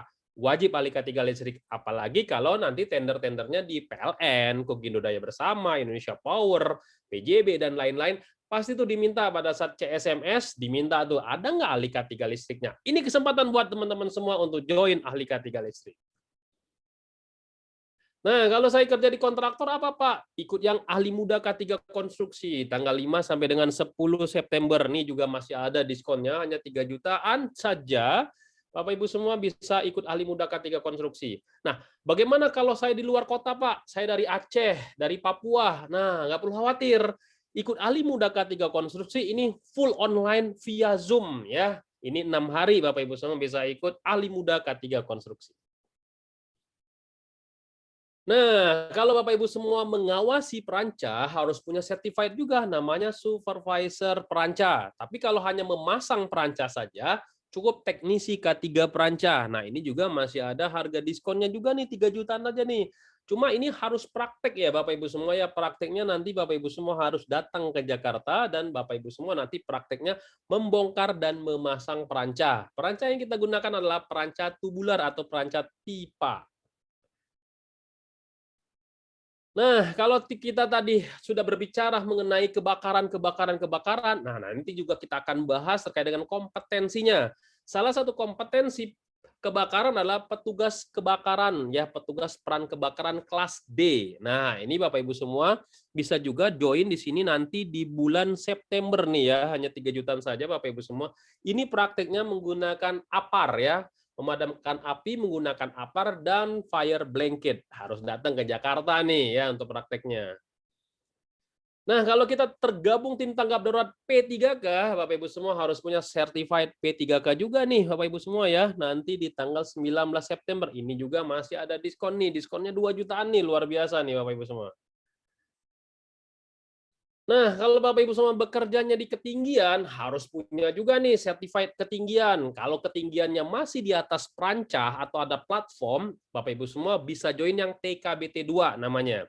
Tapi kalau kita sudah bergelantungan menggunakan akses tali seperti kerja di tower-tower, punya certified TKPK istilahnya ya. Ini juga Bapak Ibu semua bisa join nanti di bulan September. Hanya 3 jutaan saja ini, teman-teman.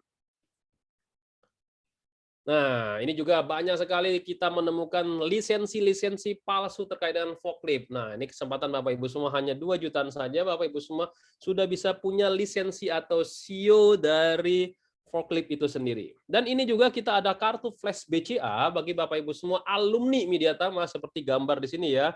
Nanti Bapak Ibu semua akan dapat kartu alumni ya, bisa dipakai untuk akses tol dan lain-lain.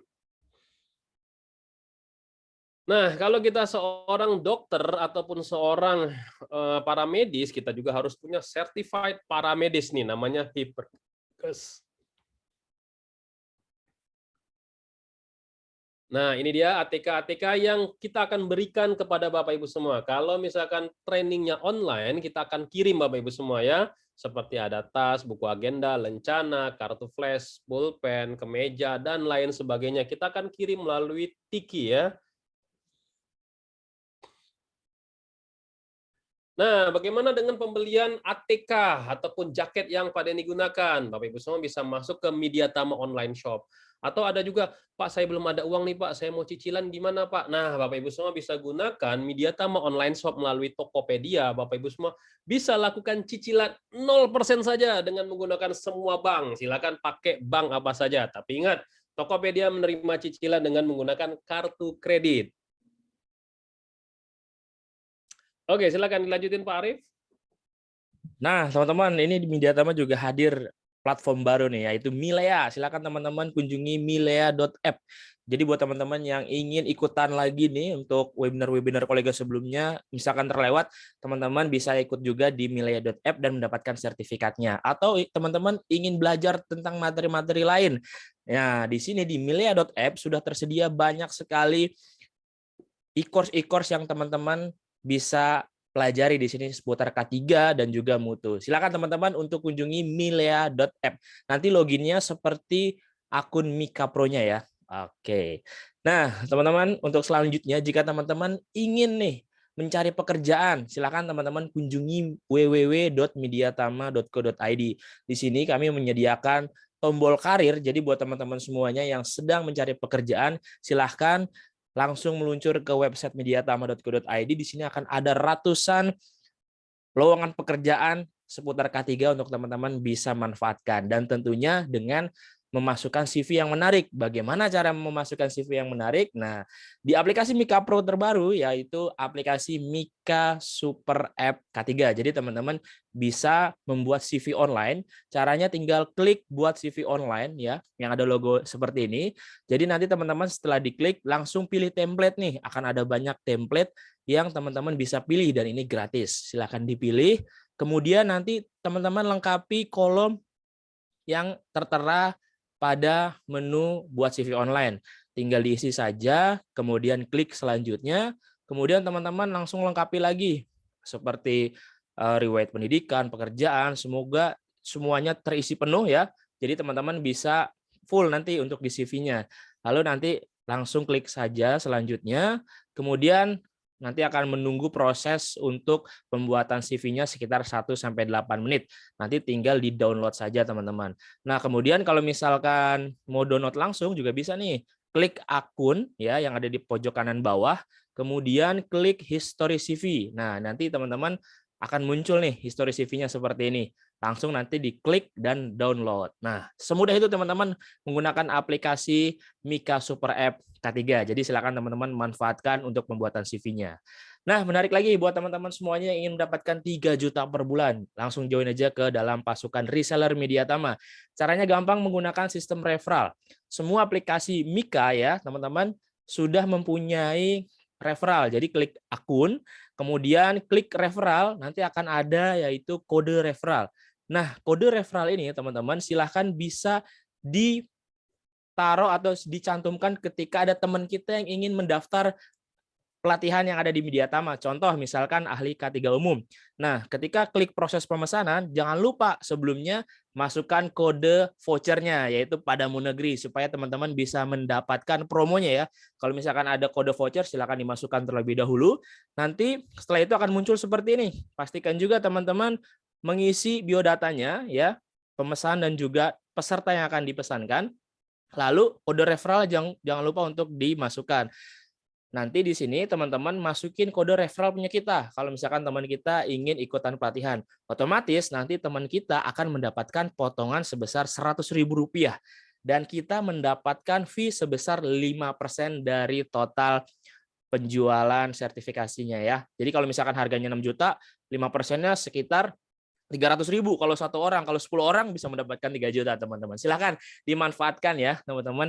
Nah seperti ini nanti akan muncul lagi nih kode referralnya, potongan 100.000, kemudian ada potongan promo. Nah silakan teman-teman manfaatkan untuk bisa sharing ke teman-teman yang lainnya untuk bisa ikutan di Mediatama.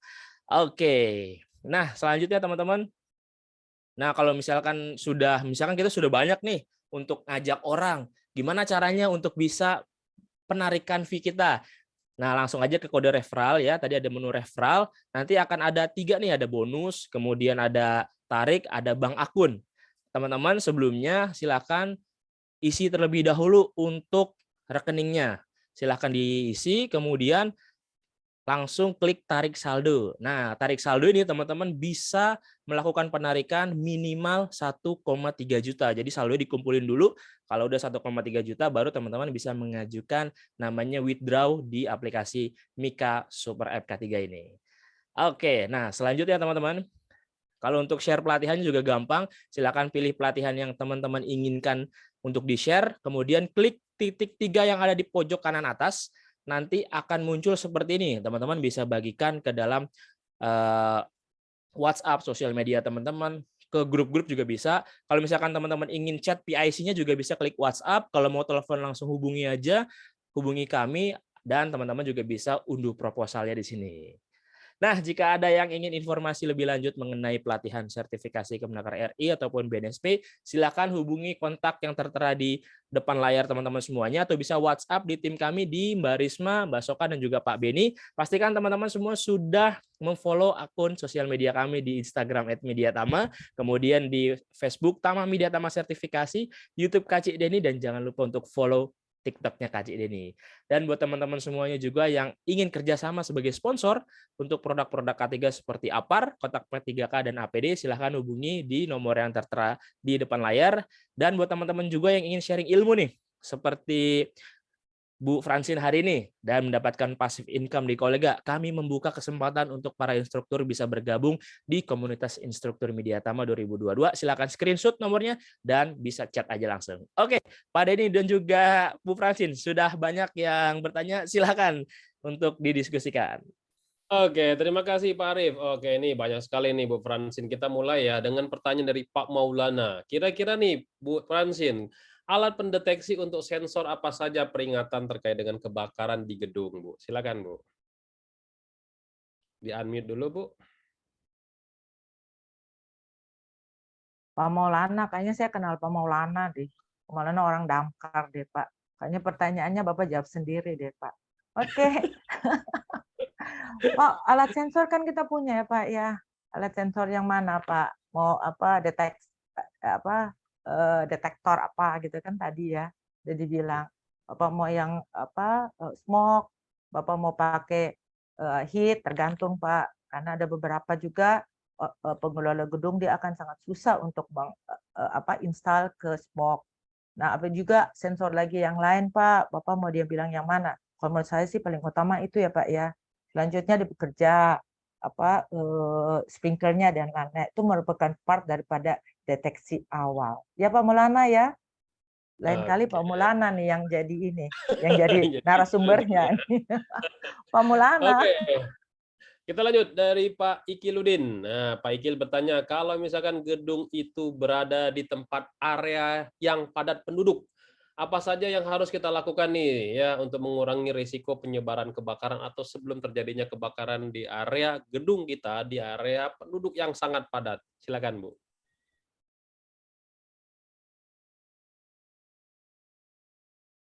Silakan, Bu Francine. Pak, otomatis Pak kalau padat gedung adalah sudah Pak. Ya, sudah. Oke. Pak siapa tadi Pak? Lupa saya namanya. Pak Ikil. Pak Ikil. Seperti yang tadi dibilang Pak, sistem proteksi kebakaran kan ada ya Pak, sampai masuk ke proteksi aktif pasif itu ada namanya akses masuk maupun sarana Pak. Itu yang disiapkan dan itu setiap gedung wajib Pak. Karena ketika SKK atau SLF itu akan dinilai apakah gedung itu sudah layak untuk mendapatkan dan ada asesmennya Pak. Itu detail Pak. Dan itu wajib tidak ada excuse. Banyak gedung sampai sekarang belum bisa mendapatkan sertifikat keselamatan kebakaran karena akses masuk. Akses masuk itu bukan hanya pada sekitar Pak, tapi dalam kompleks gedung. Berapa kali saya berdiskusi dengan dari dinas kebakaran, terutama pusat ya, ketika para itunya datang ya, asesor mereka lah anggapnya datang, dan kendalanya itu akses masuk dalam gedungnya itu belum ada. Kenapa? Itu tadi begitu banyak akses masuk dalam gedung loh Pak, dalam gedung tuh artinya langsung masuk pada tujuan lokasi kebakaran, bukan hanya di luar, Pak. Wajib, Pak, mandatori, Pak. Pak Oke. Denny, monggo. Jadi gitu ya, Bapak Ibu semua yang punya gedung di area padat penduduk, coba dilakukan identifikasi dulu bahaya kebakaran apa yang ada di sana, termasuk juga menyediakan untuk evakuasi, terutama jalan Yes. akses untuk keadaan darurat, baik itu untuk masuk ambulan atau mobil pemadam kebakaran dan lain sebagainya. Itu ya Pak Gil ya. Lalu Pak Joni bertanya, ini menarik juga nih, misalkan kita punya kantor di area gedung perkantoran, maksudnya misalkan kita nyewa jadi seorang tenan di sana, apakah kita harus memiliki tim keadaan darurat sendiri, apakah atau itu menjadi tanggung jawabnya si pemilik gedung, karena kan kita statusnya menyewa di gedung itu sebagai tenan. Gimana Bu? Silakan. Pak, dilihat lagi dulu Pak ya, Pak Joni ya, seberapa besar Bapak punya keterlibatan dalam gedung. Kalau Bapak mostly ada yang banyak itu gedung yang dia memiliki sampai berapa floor, dan dia mempunyai aset, biasanya mereka mempunyai, terutama dinamakan pemadaman awal dan juga floor warden, Pak. Tapi secara keseluruhan akan dikendalikan oleh pengelola gedung, Pak. Kalau sudah setiap makanya salah satu juga peran para tenan diadakan sosialisasi, gitu juga peran dari floor warden adalah bagaimana menggunakan akar.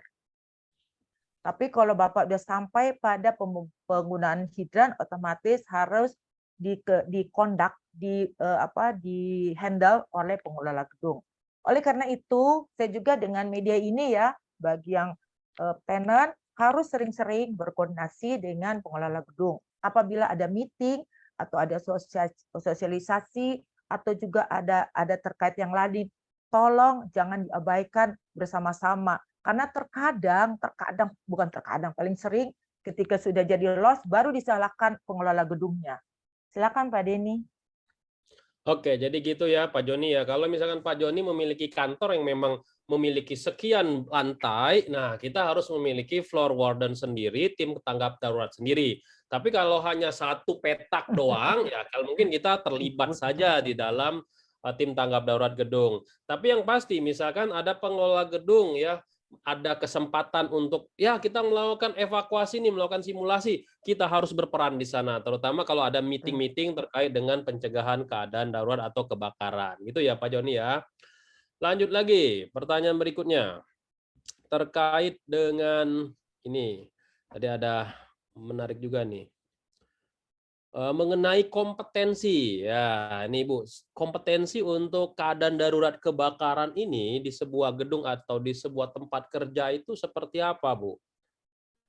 Ini khususnya ada batasan maksimal atau minimal kompetensinya yang diperbolehkan ataupun yang dipersyaratkan secara regulasi. Pak, kita mengacu dulu pada undang-undang secara nasional pemadam kebakaran yang tadi ya, peran D atau juga meningkat sampai ke peran A, silakan. Tapi yang paling utama peran D itu wajib. Silakan menghubungi Pak Denny. Itu juga P3K, Pak. Karena terkadang orang salah menggunakan itu gitu ya, Pak. Kita jangan menolong orang, ternyata kita mencelakakan orang, Pak. Saya terus terang aja kalau menolong saya kabur, Pak, karena saya takut, Pak. Jangan-jangan karena saya tulangnya tambah patah, Pak. Jadi biarkanlah yang ahli, Bapak minimal yang punya kompetensi itu. Kalau Bapak mau mengembangkan yang lain, silakan. Kalau di regulasi di DKI itu ada fire safety manager, tapi karena ini secara nasional, saya juga melihat pada kebutuhan kompetensi secara nasional. Silakan hubungi Pak Denny. Tadi udah harganya murah itu. Ayo Pak, sedikitnya aman.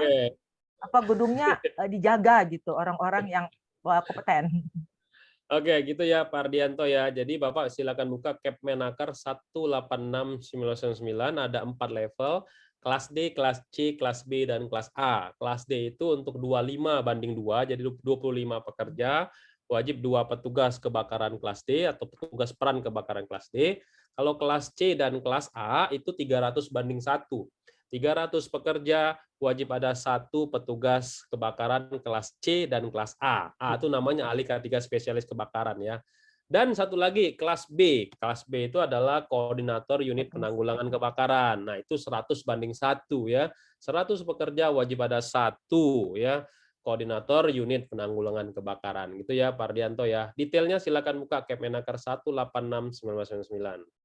Dan Oke, lanjut P3K-nya lagi. Pak, jangan lupa Oh, Pak. P3K-nya. P3K-nya. P3K-nya Permenaker nomor 12 tahun 2000 Permenaker nomor 15 tahun 2008 ya. Nah, udah kacau-kacau nih ya.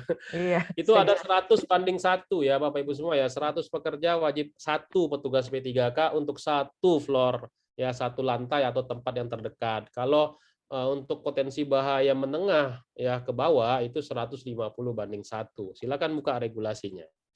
Oke, lanjut lagi. Mengenai Pak Sandi nih. Ini Pak Sandi ini kerja di bagian security, dia bilangnya. Kalau terjadi kebakaran di lobi lantai 6 ya, apakah saya harus menunggu tim damkar atau tim HSE setempat atau saya yang langsung beraksi untuk memadamkan api tersebut? Memadamkannya apinya pakai apar atau pakai air nih, Bu? Ya, silakan, Bu. Dan Pak Ya, Sandi. Pak.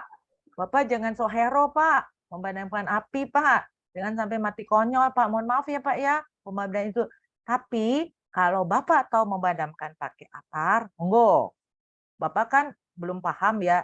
Makanya itu dari pengelola gedung pasti diharapkan dipastikan untuk mengadakan pelatihan dan Bapak ikut. Pakai apar juga harus tahu juga, Pak. Oke, kalau dalam gedung nggak perlu lihat angin. Kalau di luar harus jangan-jangan kebalik, Pak. Serbuknya ke kita malah kita, Pak, jadi kanker paru-paru. Jadi kalau saran saya, Pak, kalau Bapak pertama dulu, Pak, Bapak meminta request kepada pengelola gedung sehingga semua tenan diajarkan, sehingga bukan hanya diajarkan, terampil menggunakan apar, Pak. Satu aja dulu. Sudah itu baru. Kalau dengan itu Bapak melakukan koordinasi, Pak.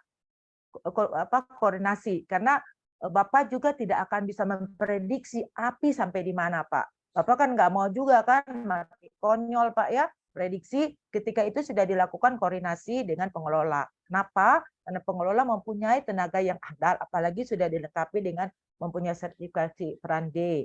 Oke, cerita dengan apa tadi air dan itu dilihat dulu, Pak. Jenis kebakarannya apa. Tapi kalau Bapak pakai apar sekarang kan multifunction ya Pak ya, kecuali yang tipe K itu tadi ya, tipe K khusus untuk kitchen Pak. Silakan Pak Denny. Oke, gitu ya Pak Sandi ya. Jadi inti dari kata Bu Francine tadi, jangan jadi superhero ya. Jadi kalau Bapak Ibu semua melihat api, kalau memang kita tidak punya kompetensi menggunakan apar, jangan sekali-sekali karena apar pun berisiko ya. Kalau kita tidak tahu cara pakainya, wah bisa berbahaya juga buat kita. Jadi Bapak Ibu semua silakan berkoordinasi siapa penanggung jawab lantai di sana atau HSI di sana untuk segera memadamkan apinya.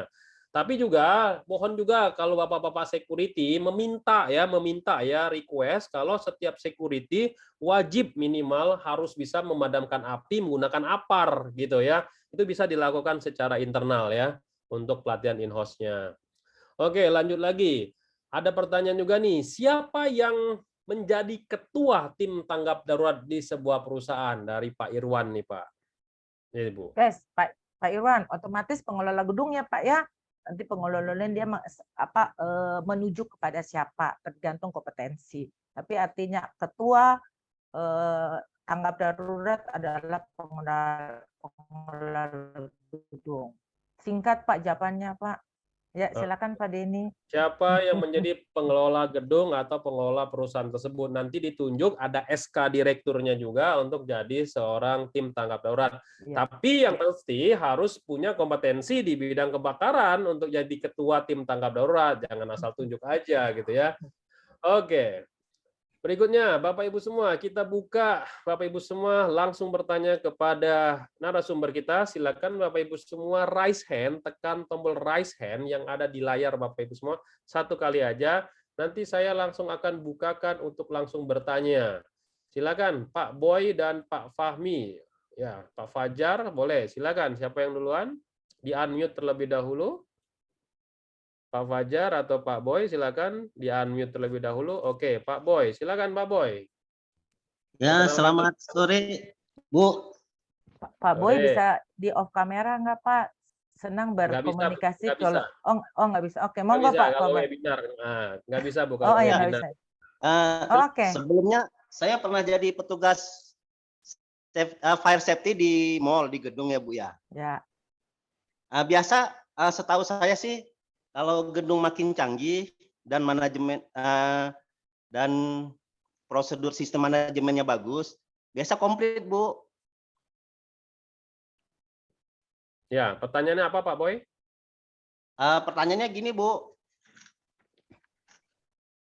Halo. Apa? Ya, Ya oleh. silakan Pak. Saya pernah menangani kebakaran di tenan ya Bu ya. Sumbernya itu biasa dari gas kan kita langsung instalasi gas dari PGN. Ya, apa Pak pertanyaannya Pak? Cuma karena sistem proteksi kita bagus, nggak sampai datang petugas damkar. Jadi orang maintenance langsung bisa menghandle. Nah pertanyaan saya tuh Bu,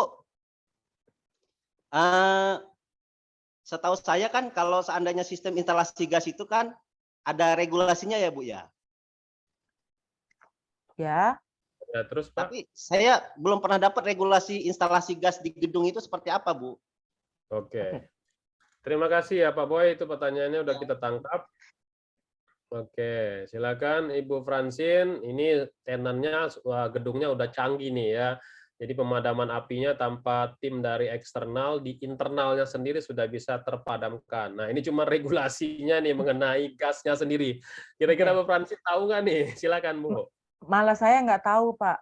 Saya nggak hafal banget loh Pak. Mendingan saya jujur Pak. Karena kalau regulasi secara detail kami tidak gitu. Tapi nanti saya berjanji akan menjawab Pak ya, regulasi terkait ya, kaitan dengan pemadaman gas ya Pak ya. Oke. Iya. Ya Pak Boy ya Pak ya.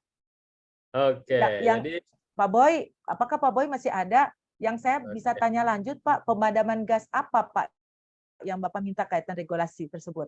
Pak Boy? Maksudnya gini Bu. Ya, halo? Ya, Ya, gas silakan apa, Pak. Gas yang dari PGN gitu Bu, kan biasa kan kalau di gedung-gedung kan langsung terinstal dari PGN Bu ya. Ya. Nah, Oke. dari Udah PGN kan mereka sudah memasang proteksinya Bu. Ya. Udah ditangkap Pak. Terima kasih Pak. Oke. Jadi gitu Bu Francine. Jadi ada gas yang memang disalurkan dari pipa gas PGN itu disebarkan ke setiap tenan. Jadi bukan tabung-tabung gas Bu. Ya. Seperti itu Francine. Iya Pak. Untuk sistem proteksinya, jawabannya menyusul ya Pak ya. Nanti saya lewat Pak Denny atau Pak Arief.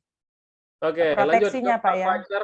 Ya, terima kasih Bu Francine. Lanjut Pak Fajar, Pak Zaki, sama siapa nih Bu Esther? Silakan siapa yang duluan?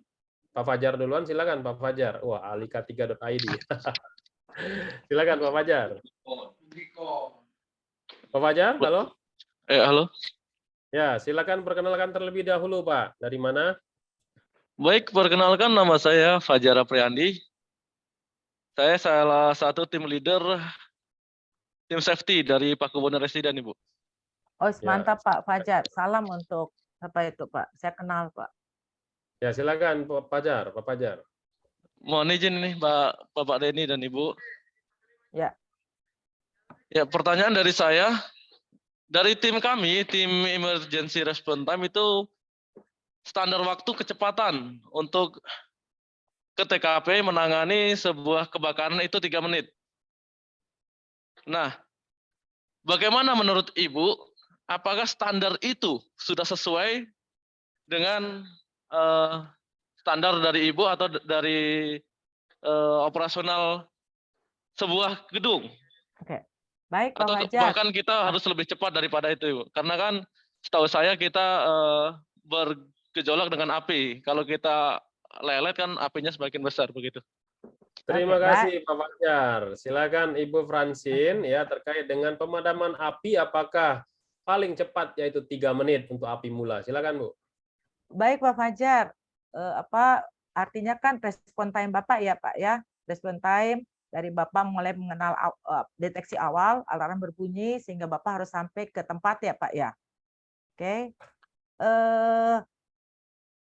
saya kembali lagi pada yang namanya flash over. Flash over itu kurang lebih kan ada yang 3 sampai 5 menit, tapi dengan teori yang sekarang sudah dikatakan 4 menit. Artinya Pak, seperti yang saya sudah jelaskan awal, Bapak harus mengendalikan awal sesegera mungkin. Kalau Bapak respon time Bapak sampai ke 3 menit itu sangat baik. Artinya apa? Api Bapak masih dikendalikan pada yang namanya tahap awal. Tapi kalau Bapak lebih cepat, boleh lagi. Sekarang saya bertanya, apakah bisa Bapak lebih cepat dari itu, Pak? Karena ketika Bapak naik, Bapak melihat juga pada lokasi di mana api itu ada, pasti memerlukan waktu. Bukan begitu, Pak Fajar? Pak Fajar udah pergi. Oke, memang standarnya kayak gitu, Bu. Kita kalau Iya. webinar ya langsung kita Iya. disable suaranya. Oke. Jadi gitu ya Pak Fajar ya. Jadi nanti silakan distandarkan ya berdasarkan tingkat risiko ataupun tempat ya lokasi kebakaran ataupun ya karena masing-masing gedung, karena masing-masing tempat kerja memiliki standar yang berbeda-beda. Tapi betul tadi yaitu api mula wajib dipadamkan yaitu 3 menit ya. Oke, lanjut lagi Pak Zaki dan Bu Esther, silakan. Ya, unmute dulu. Silakan Pak Zaki. Oh, Bu Esther, silakan Bu Esther. Dari mana, Bu? Terima kasih Pak Denny. Ya, selamat siang Bu Francine. Sama-sama. Iya, selamat siang. Saya Esther tuh dari PT Sumatera Perkasa. Bu, yang ingin saya tanyakan tadi sempat disebut terkait dengan assessment Bu untuk mengetahui jenis kebakaran untuk perusahaan. Nah, kebetulan untuk perusahaan tempat saya kerja ini belum pernah Bu melakukan assessment tersebut. Bisa dibantu ya Bu? Apa saja yang perlu kami siapkan Bu untuk dapat assessment? Oke, terima kasih Bu Terima Esther. kasih. Silakan Bu Francine terkait dengan asesmen jenis kebakaran di sebuah gedung ya. Kira-kira langkah-langkah apa saja yang harus dilakukan? Silakan Bu Francine. Oke, Bu Esther, kalau Ibu sudah terbiasa dengan melakukan pengurusan terhadap sertifikat keselamatan kebakaran, asesmen sebaiknya dilakukan oleh petugas damkar, Bu. Jadi kenapa? Karena di sertifikat kebakaran Ibu ditulis, gedung Ibu termasuk sedang 1 sedang 2 gitu. Kalau Ibu mau bisa dengan dengan asesmen yang lain. Tapi kalau saya menyarankan Ibu langsung saja dengan damkar. Ketika damkar datang, kan mereka melakukan kan Bu, silakan dilakukan uji petik dan mereka ketika datang otomatis mereka melakukan asesmen di gedung Ibu. Oke, jadi secara singkatnya kita kalau belum ada kompetensi untuk melakukan asesmen, panggil pihak eksternal dari tim damkar untuk melakukan asesmen dulu apakah kita masuk kategori kebakaran apa di gedung kita. Jadi kita akan tahu apa saja perencanaan ya yang harus kita lakukan untuk mencegah terjadinya kebakaran di gedung kita ya. Oke, ini Pak Bambang Budi Harjo juga bertanya nih terkait dengan kebakaran di area kelapa sawit. Nah, mungkin ini agak sedikit menyimpang nih dari tadi dia di lahan gambut, Bu. Itu gimana, Bu, cara pencegahannya? Silakan dari Pak Bambang. Pak Bambang, itu kaitan dengan manajemen keselamatan kebakaran lingkungan ya Pak ya, di lahan gambut. Penanganannya memang agak ribet Pak ya, tapi kalau menurut saya Bapak seperti yang paling utama ya dijelaskan adalah gimana caranya Bapak mengendalikan identifikasi bahaya tersebut ya Pak ya, dan otomatis kan Bapak tahu pengendaliannya apa gitu. Saya tidak mengetahui dengan benar gambut itu kondisi gimana. Yang saya tahu maksud saya gambut di lokasi gedung Bapak, di lokasi organisasi Bapak, di lokasi perusahaan Bapak, tapi yang pasti gambut itu kan kayak sekam Pak ya, sudah dipadamkan di atas, tapi di bawah ternyata masih. Nah, Bapak bagaimana caranya sampai pedalaman sampai bawah. Tapi kalau pedalaman gambut itu merupakan adalah kewajiban dan itu adalah wacana secara nasional ya Pak ya. Dan Bapak sebagai juga perusahaan juga punya wajib juga untuk melakukan itu gitu. Maksud saya tuh mengendalikan itu Pak. Karena kenapa? Bapak kan tidak jauh dari situ. Tapi yang saya tahu untuk penanganan penanganan pemadaman lahan gambut itu sudah dikendalikan oleh nasional Pak. Udah lingkungan, Pak. Oke, jadi gitu ya Pak Bambang ya, untuk kebakaran di area kelapa sawit, terutama area gambut, silakan berkoordinasi dengan Dinas Pemadam Kebakaran setempat karena sudah masuk kategori untuk kebakaran lingkungan gitu ya Bu ya. Oke, terima kasih Pak Bambang. Kita lanjut lagi nih. Ini ada pertanyaan dari Pak Peter Rumopa. Nah, ini pertanyaannya menarik juga nih. Bagaimana misalkan di sebuah perusahaan itu pimpinannya sendiri itu tidak mendukung program MKKG ini, Bu? Apa yang harus kita lakukan? Silakan Bu Fransi. Baik, Pak Peter, itu bukan hanya kendala Bapak ya. Hampir rata-rata begitu. Padahal yang kita tahu ketika penerapan suatu sistem harus diperlukan komitmen, dan komitmen itu bukan hanya dari bawah loh, harus dari atas. Kenapa? Dari atas kaitan dengan budget, Pak, dengan uang, Pak. Kalau tidak diikuti dengan budget. Nah, kalau saya sangat gampang saja, Pak, ya, untuk mempengaruhi itu. Bapak mempunyai kewajiban membuat temuan, otomatis melalui assessment Bapak bisa melakukan secara internal atau juga dari eksternal lebih bagus. Karena kenapa? Terkadang kalau secara internal tidak selalu diperhatikan oleh atasan. Oke, bagi atasan yang mengikuti webinar ini adalah suatu reminder ya. Tapi satu aja Pak, Bapak katakan bahaya kebakaran dan dampaknya Pak. Harus memang kebakaran itu masalah ini harus disentuh hatinya Pak. Kenapa? Karena satu, kita tidak tahu kapan terjadi dan dampaknya tuh kita tidak tahu. Kalau kita sudah mengendalikan awal, kebakaran itu adalah sangat baik. Terima kasih Pak Denny. Oke, jadi gitu ya. Kalau misalkan ada manajemennya yang tidak support, ya silakan Bapak Ibu semua berkoordinasi lagi ya. Buat ya semacam presentasi apa sih menjadi kerugian aset, kerugian nilai rupiah kalau terjadi kebakaran dibandingkan dengan dia harus investasi terkait dengan beli APAR, beli sprinkler, smoke detector, heat detector. Nah, lebih banyak mana ruginya ya? Nah, mungkin itu yang bisa membuka otaknya para manajemen ya, karena otaknya manajemen itu adalah duit, profit. Nah, jadi kita yang harus kita tampilkan adalah presentasi terkait dengan kerugian perusahaan kalau tidak menjalankan MKKG ini, gitu ya. Oke, satu lagi pertanyaan. Silakan Bapak Ibu semua raise hand ya, satu kali aja raise hand-nya sampai kita ini terakhir. Oke, kalau nggak ada saya ambil lagi dari Q&A ya. Pertanyaan berikutnya terkait dengan mana ya? Mengenai APAR sendiri. Nah, Pak Muhammad Hamdani ya. Untuk menyediakan APAR sendiri ya, mungkin Ibu bisa jelaskan nih APAR yang cocok untuk di sebuah ruangan dan luas ruangan serta jenisnya apa tuh ya Bu? Mungkin Ibu bisa jelasin jenis-jenis APAR. Silakan dari Pak Ya, Muhammad. Pak. Ya, Pak Ahmad ya Pak. Pak Ahmad, ada APAR yang udah multifunction ya Pak ya, yang bisa semua gitu. Kecuali untuk pemadaman khusus, dan APAR sekarang dijual itu udah multifunction. Seperti tadi juga saya sudah jelaskan, apalagi kalau Bapak mengelola gedung-gedung yang mempunyai bahaya kebakaran akibat kitchen ya, silahkan dilengkapi dengan K. Dan ternyata juga K itu saya juga udah multifunction. Coverage area, Bapak lihat lagi SNI, bahwa ternyata itu kan ada coverage areanya ya, 15 meter. Udah, itu patokannya aja Pak. Bapak menyediakan lebih baik, bagus. Tapi kan juga lihat tuh kan cost, dan kebanyakan APAR juga orang kan pusing Pak. Kalau saya juga melihat mempertimbangkan pada unsur estetika juga Pak. Sekian Pak Denny. Silakan Pak Muhammad Hamdani membuka Permenaker nomor 4 tahun 1980 mengenai APAR. Di standar Kemenaker ada 4, kelas A, B, C, dan D ya. Kelas A ada isinya air untuk bahan bakar, untuk bahan yang non logam ya. Kelas B untuk yang BBM ya, kelas C listrik, dan kelas D untuk logam ditambah yang K tadi untuk kitchen ya. Itu saya baru tahu itu ya. Oke, Bapak Ibu semua, saya rasa wah udah jam 3 nih. Silakan saya kembalikan lagi ke Pak Arief. Silakan Pak Arief. Oke, baik. Terima kasih Bu Francine dan juga Pak Denny.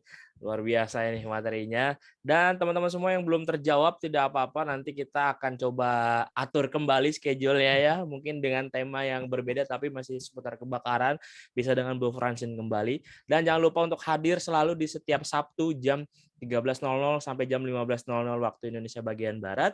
Sebelum kita closing, mari sama-sama kita dengarkan terlebih dahulu closing statement dari pembicara kita pada Ibu Francine Tendian, dipersilahkan. Terima kasih Bapak dan Ibu. Saya pribadi sangat senang ya, terutama animo ya, tadi saya lihat banyak banget gitu yang ikut. Artinya apa? Kita semua juga mulai terbuka bahwa kebakaran itu bisa dicegah dan kebakaran itu bisa terjadi dengan kerugian yang sangat besar. Harus dimasukin dalam kalau saya paling senang pakai hati nurani ya, bahwa jangan sampai kebakaran itu bukan disaster, kebakaran itu bisa dicegah. Dimulai dari kita, baru ke skala yang lebih besar. Dan saya harap, mohon maaf, kalau tadi ada pertanyaan yang belum dijawab, nanti saya berusaha menjawab, itu sebenarnya lebih cenderung banyak ke migas ya. Saya berusaha dan berharap bisa bertemu lagi Bapak-Bapak di lain kesempatan. Terima kasih Pak Denny, terima kasih Pak Arief, terima kasih semuanya, salam sehat, selamat sore. Terima kasih Bu Francine dan juga teman-teman semuanya. Baik, luar biasa. Nah, teman-teman jangan dulu kemana-mana karena kita akan bagikan siapakah yang akan mendapatkan pemenang door prize kali ini. Bu Francine juga jangan dulu kemana-mana. Kita akan putarkan siapakah yang akan mendapatkan satu buah door prize buku regulasi Undang-Undang K3 dipersembahkan oleh Media Tama Academy. Oke, nah buat teman-teman yang nanti namanya muncul, silahkan langsung klik raise hand ya. Oke, kita putarkan. Siapakah yang akan mendapatkan satu buah buku regulasi Undang-Undang K3? Selamat kepada Ikrar Andika Ramadan. Oh, ada langsung klik raise hand. Siap. Terima kasih teman-teman semuanya. Selamat kepada atas nama Ikrar Andika Ramadan mendapatkan satu buah buku regulasi Undang-Undang K3 dan untuk biaya ongkirnya ditanggung oleh pemenang ya. Bapak Ikrar Andika Ramadan. Jadi nanti akan dihubungi oleh tim kami. Tepatnya kalau nggak di hari ini, kalau nggak di hari Senin. Baik, terima kasih teman-teman semuanya. Jangan lupa untuk join ke dalam grup Telegram Kolega Media Tama. Pastikan juga sudah mengisi absensi karena akan kita tutup pada pukul 16.00 waktu Indonesia bagian Barat. Dan pastikan juga hadir lagi minggu depan dan tentunya dengan topik yang sangat menarik nanti akan kita infokan di Telegram Kolega Media Tama. Terima kasih, saya Arif Purwadana. Saya Denny. Dan pembicara kita siang hari ini. Saya Francine Tendian. Mengucapkan wabillahi taufiq wal hidayah. Wassalamualaikum warahmatullahi wabarakatuh. Terima kasih Bu Francine, terima kasih Pak Denny, dan juga teman-teman semuanya. Terima kasih Pak Arif. Terima kasih Bu Francine. Ya, sama-sama. Udah bisa live ya Pak ya?